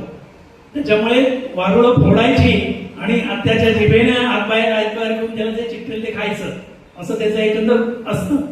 तर यासाठी खूप मोठ्या प्रमाणात सगळ्यांना लोकांना सांगितलं. लोक आम्हाला माहिती द्यायला लागले. त्या वेळांवर आम्ही कॅमेरे लावायला लागलो आणि हे सगळं झाल्यानंतर लोकांना समजल्यानंतर व्हिडिओ आमच्याकडे काय यायचे तर हे खवले मांजर ज्यावेळी फिरायचं त्यावेळी क्वचित प्रसंगी काय व्हायचं, उशीर झाले दुसऱ्या काही कारणामुळे रस्ता भरकटायचा आणि गावाजवळ यायचं. आणि गावाजवळ आले की कुत्रे ओरडायचे, मग त्याला पकडायचे, मारायचे, खायचे, पूर्वी चालायचं. पण आता हे लोकांना समजल्या म्हणून सगळ्या ठिकाणी जागृती केल्या म्हणून आम्ही गेल्यामुळे कोणतरी तिथे मिळायचा माणूस आणि तो तिथे समोर यायचा. अरे त्याला मारू नका, ते सह्याद्रीवाले माणसं आहेत ना, त्यांना फोन करा, आता म्हटलं तर तुम्हाला आत टाकतील. हे व्हिडिओवर आम्हाला दाखवायचे, ते ऐकवायचे आणि त्या लोकांना तसं सांगायचे. आणि अनेक वेळा याच्यामुळे ही खवले मांजरं वाचली. त्याचबरोबर अनेक वेळा फोन पण करायचे आम्हाला की असं चाललंय. मग आम्ही वन विभागाला घेऊन जायचो, तिथं त्या खवले मांजराला पकडायचं आणि त्याला योग्य प्रकारे जंगलात नंतर सोडायचं. बाकी ज्या गोष्टी असतील त्या करायच्या. अनेक वेळा मी सुद्धा असं कासवांच्या बाबतीत आणि खवले मांजराच्या बाबतीत असा प्रयत्न करायचो की अनेक माध्यमातून ह्या तस्करांना पकडण्याचा प्रयत्न करायचा. अशा तस्करांची कोणतरी टीप द्यायची, ती पोलिसांना द्यायची. त्याच्या माध्यमातून अनेक तस्करांनी पकडले, अनेक शिकार करणारे लोक. त्याच्यामुळे संपूर्ण जिल्ह्यात आणि त्यानंतर संपूर्ण राज्यामध्ये किंवा बाहेर सुद्धा या कामाचा खूप मोठा लोकांपर्यंत पोहोचलं, लोक सजग झाले. याच्यापूर्वी काय व्हायचं, म्हणजे झालेली गोष्ट सांगतो. अरे तो आमच्या गावात आमका माणूस आहे ना, कामदार नाही करत, परवा नवीन बाईक आणणार, होंडाची बाईक आणणार, कुठे पैसे येतात, कुठे कशात नक्की चौकशी असायच्या. पण नंतर हे सगळं झाल्यानंतर तेच लोक आम्हाला सांगायला लागले, अरे हेच ते. पण त्याच्यामध्ये काय होतं की त्यांना फसवलं जायचं, त्यांना माहिती नसायचं की हा असं शेड्यूल आहे, काहीतरी चुकीचं करतं हे माहिती असायचं. पण या सगळ्या खडकवलं जायचं. पण हे समजल्यानंतर ते लोक पण आता समजायला लागले की हे चुकीचं हे करायचं नाही. त्याच्यामुळे खूप मोठ्या प्रमाणात जागृती झाली. या जागृतीमुळे खवले मांजरावरचं संकट खूप मोठ्या प्रमाणात कमी झालं. अर्थात अजूनही आहे, नाही म्हणता येणार नाही, परंतु संपूर्ण भारतात सगळ्यात जास्त ज्याच्यासाठी प्रयत्न केला जातो जास्त त्याच्यावर लक्ष दिलं जातं, जास्त पैसा खर्च केला जातो. त्या वाघाला पण अजून या तस्करांनी शिकारी अजून सोडलेली नाही, तर हे चालूच राहणार. पण जे अजिबात कुठे नव्हतं, म्हणजे 2% पण संरक्षण नव्हतं, तर मला वाटतं 60-70% तरी आपण त्याला संरक्षण मिळून दिलं. त्यामुळे अशा पद्धतीनं ही खूप मोठ्या प्रमाणात जागृती झाली असं मला वाटतं. आणि याच्यामध्ये स्थानिक लोक आहेत. आम्ही या सगळ्या कामामध्ये असं म्हणतो, स्थानिक लोकांना एकदा विश्वासात घ्या, त्यांना बरोबरीने घ्या, तरच आपल्याला त्याच्यामध्ये यश असतं. आणि एकदा ते बरोबर आले की बरोबर ते सगळ्या गोष्टी आपल्याला सहकार्य करतात आणि आपल्यानंतर सुद्धा आपले आपण ते करतात. हे कासव किंवा या खवले मांजर या सगळ्यांच्या संदर्भात आपल्याला दिसून येतं. त्याच्यामुळे वन विभाग, पोलीस, स्थानिक लोक या सगळ्यांच्या माध्यमातून एकत्रित काम केलं तर उत्तम प्रकारे काम होतं असं मला वाटतं. कासवाची अंडी खाली जात नाहीत का? कासवाची अंडी महाराष्ट्रात तरी आता खाल्ली जात नाही हे निश्चित नाही सांगू शकतो.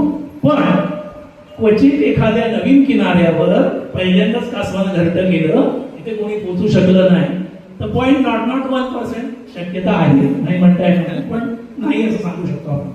बेसिक खरंच सह्याद्री निसर्ग केंद्राच्या माध्यमातून खूप मोठं जनजागृतीचं काम उच्चारभूत झालंय. आणि केवळ त्यांना मिळत गेलेले सहकारी हे त्यांच्याच इतके डेडिकेशननी काम करणारे लोक होते आणि म्हणूनच हे शक्य झालं. एकट्याला खरंच हे शक्य नाहीच आहे. आणि त्यांना तशीच त्यांच्यासारखी लोक मिळाली. त्या माणसांच्या पण कुटुंबियांनी त्यांना सोडलं की ठीक आहे, तुम्ही भाऊभाऊ करताय, काम चांगलं काम करताय, तर आम्ही तुम्हाला नक्की साथ देऊ. आणि म्हणूनच एवढं मोठं काम आज उभं राहू शकलंय. हे निसर्ग संवर्धन संरक्षण करत असताना सुद्धा सह्याद्री संस्था बाकी पण बऱ्याच गोष्टी करते. नेत्रदान असेल किंवा देहदान असेल, यांच्याविषयीची जनजागृती. मी सुद्धा नेत्रदानाचा फॉर्म भरलेला आहे, माझ्या सासूबाईंनी देहदानाचा फॉर्म भरलेला आहे. आणि शाळेमध्ये सुद्धा मी मुलांना नेत्रदानाचा फॉर्म देते, सांगते त्यांना की तुम्ही आता नाही करू शकणार आहे, पण तुमच्या आई वडिलांना सांगा की याचं किती महत्व आहे. आणि जर तुम्हाला इच्छा असेल तर माझ्याकडे फॉर्म घेऊन जा, आता भरून माझ्याकडे आणून द्या, त्यांच्याकडे घेऊन देईल. असं मधल्या काळामध्ये बेस्ट प्रकारे काम आम्ही शाळेच्या माध्यमातून पण करत आलो. प्लास्टिक कचरा निर्मूलन असेल त्याच्याविषयी पण ते मोठ्या प्रमाणात जनजागृती करतात. त्यामुळे एकंदरच चौफेर त्याचं लक्ष आहे आणि त्यांचं जे ब्रीदवाक्य आहे ते दूरदृष्टी ठेवूनच ते काम करतात. आणि त्यामुळे ऐकायला तर खूप आहे, अजून कितीतरी अनुभव आपण त्यांच्याकडनं ऐकू शकतो. पण असा 1.5-2 तास जो काही कार्यक्रम सुरू आहे, आपण मुलाखत ऐकतोय, सगळे गुंतवून केलोय. कारण त्यांचं अनुभवाचं विश्व एवढं मोठं आहे की ते आपल्यासाठी सगळं अचंबित करणार आहे की आपण इतके सामान्य आहोत त्यांच्यापुढे की आपण काहीच नाही करत निसर्गासाठी. पण आपण निदान कसं ठरवूया मनामध्ये की आपल्याकडनं जेवढं काही होईल तेवढं आपण निसर्गाचं संरक्षण करायचं काम करूया. प्लास्टिक कमीत कमी वापरूया, कुठून तरी थोडीशी मदत आपण करूया. आणि आज मी स्वतःला भाग्यवान समजते की कुठेतरी उगाच कॉलर पॅक करते की एवढ्या मोठा माणूस आहे, त्याची मला संवाद साधायला मिळाला, मुलाखत घ्यायला मिळाली, हे माझं वाक्य आहे. आणि म्हणून मी या संस्थेला पण धन्यवाद देते की त्यांनी मला ही संधी उपलब्ध करून दिली.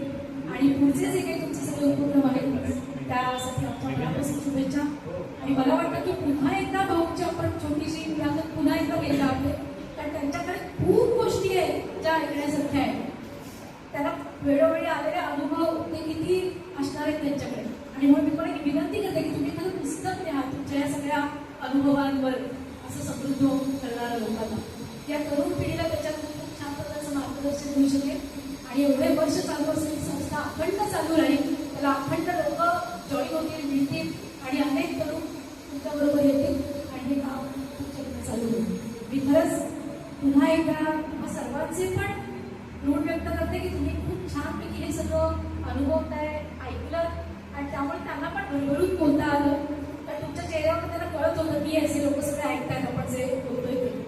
आणि कुठेतरी निलेशला सुद्धा वाटत असेल की अरे माझ्या स्मृतीला हे जे लोक काही करतायत ते खूप वेगवेगळ्या पद्धतीने चांगले कार्यक्रम सादर होतात, केले जात आहेत. त्याच्याही स्मृतीला आपण वंदन करूया.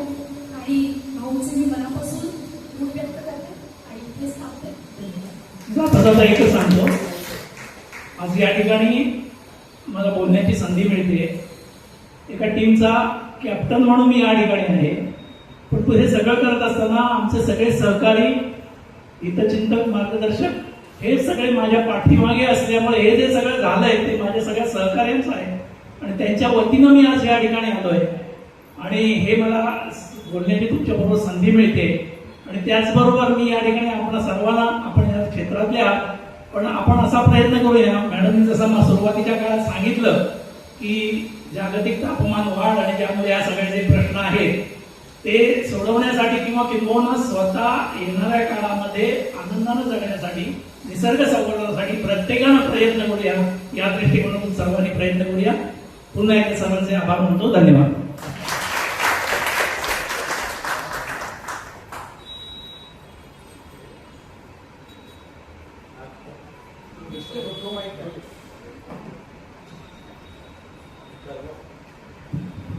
सर्व निसर्गप्रेमी हो, अतिशय विश्राव्य आणि आपल्याला जागच्या जागी खेळवून ठेवणारी अशी ही मुलाखत आज या ठिकाणी संपन्न झाली. वेगवेगळ्या प्रकारचे निसर्गविषयक कार्यक्रम या ठिकाणी आपण दरवेळेला सादर करत असतो. आज आपला प्रतिसादही चांगला आहे. या मुलाखतीसाठी जेव्हा आम्ही भाऊंना विचारलं तेव्हा भाऊनी एका पायावर तयारी आहे असं सांगितलं आणि आज ते या ठिकाणी मुलाखतीसाठी उपलब्ध झाले.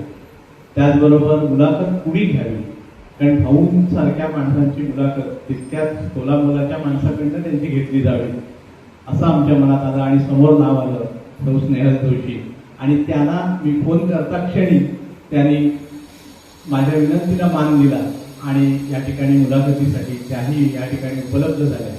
मी आमच्या सर्व चिपळूणकर निसर्गप्रेमींतर्फे त्यांचे दोघांचेही आभार मानतो. याबरोबरच आपण खरं तर आज बाहेर पावसाचा दिवस आहे, पण तरी सुद्धा या मोठ्या पावसात सुद्धा आपण या ठिकाणी उपस्थित राहिला आणि ही अतिशय सुंदर अशी झालेली मुलाखत आणि त्या मुलाखतीचा आपण आस्वाद घेतला, यासाठी आपणा सर्वांचे मी आभार मानतो. याबरोबरच पुढील आणखी एका कार्यक्रमाचं सूत्रवाच्य करून ठेवतो. मगाशी एकाचं झालंच आहे. येत्या 2 ऑगस्ट रोजी संस्कार भारती अशी चिपळूणमध्ये काम करणारी संस्था आहे आणि त्या संस्थेमार्फतही वेगवेगळे कार्यक्रम घेतले जातात. तर या संस्थेमार्फत गुरुवंदना कार्यक्रम आहे आणि या गुरुवंदना कार्यक्रमासाठी अशीच एक मुलाखत आपण या ठिकाणी आयोजित करतोय. तुम्हाला सगळ्यांना ज्ञात असलेले सुप्रसिद्ध चिपळूणचे कवी अरुण इंगवले यांची मुलाखत प्राध्यापिका अंजली बर्वे घेणार आहे. हा कार्यक्रम 2 ऑगस्टला संध्याकाळी 6 वाजता ब्राह्मण साहित्य संघामध्ये होणार आहे आणि या कार्यक्रमाला प्रमुख अतिथी म्हणून सुमेध वडावाला हेही उपस्थित राहणार आहे. तर सर्वांनी आपण त्याही कार्यक्रमाचा आस्वाद घ्यावा. पुन्हा एकदा या ठिकाणी आपण उपस्थित राहिला. कार्यक्रम अतिशय रंगतदार अशा अवस्थेत पोचला, यासाठी आपणा सर्वांचे आभार. पुढच्या कार्यक्रमाची उद्घोषणा लवकरच करूया आणि त्याही कार्यक्रमाला उपस्थित राहा. धन्यवाद.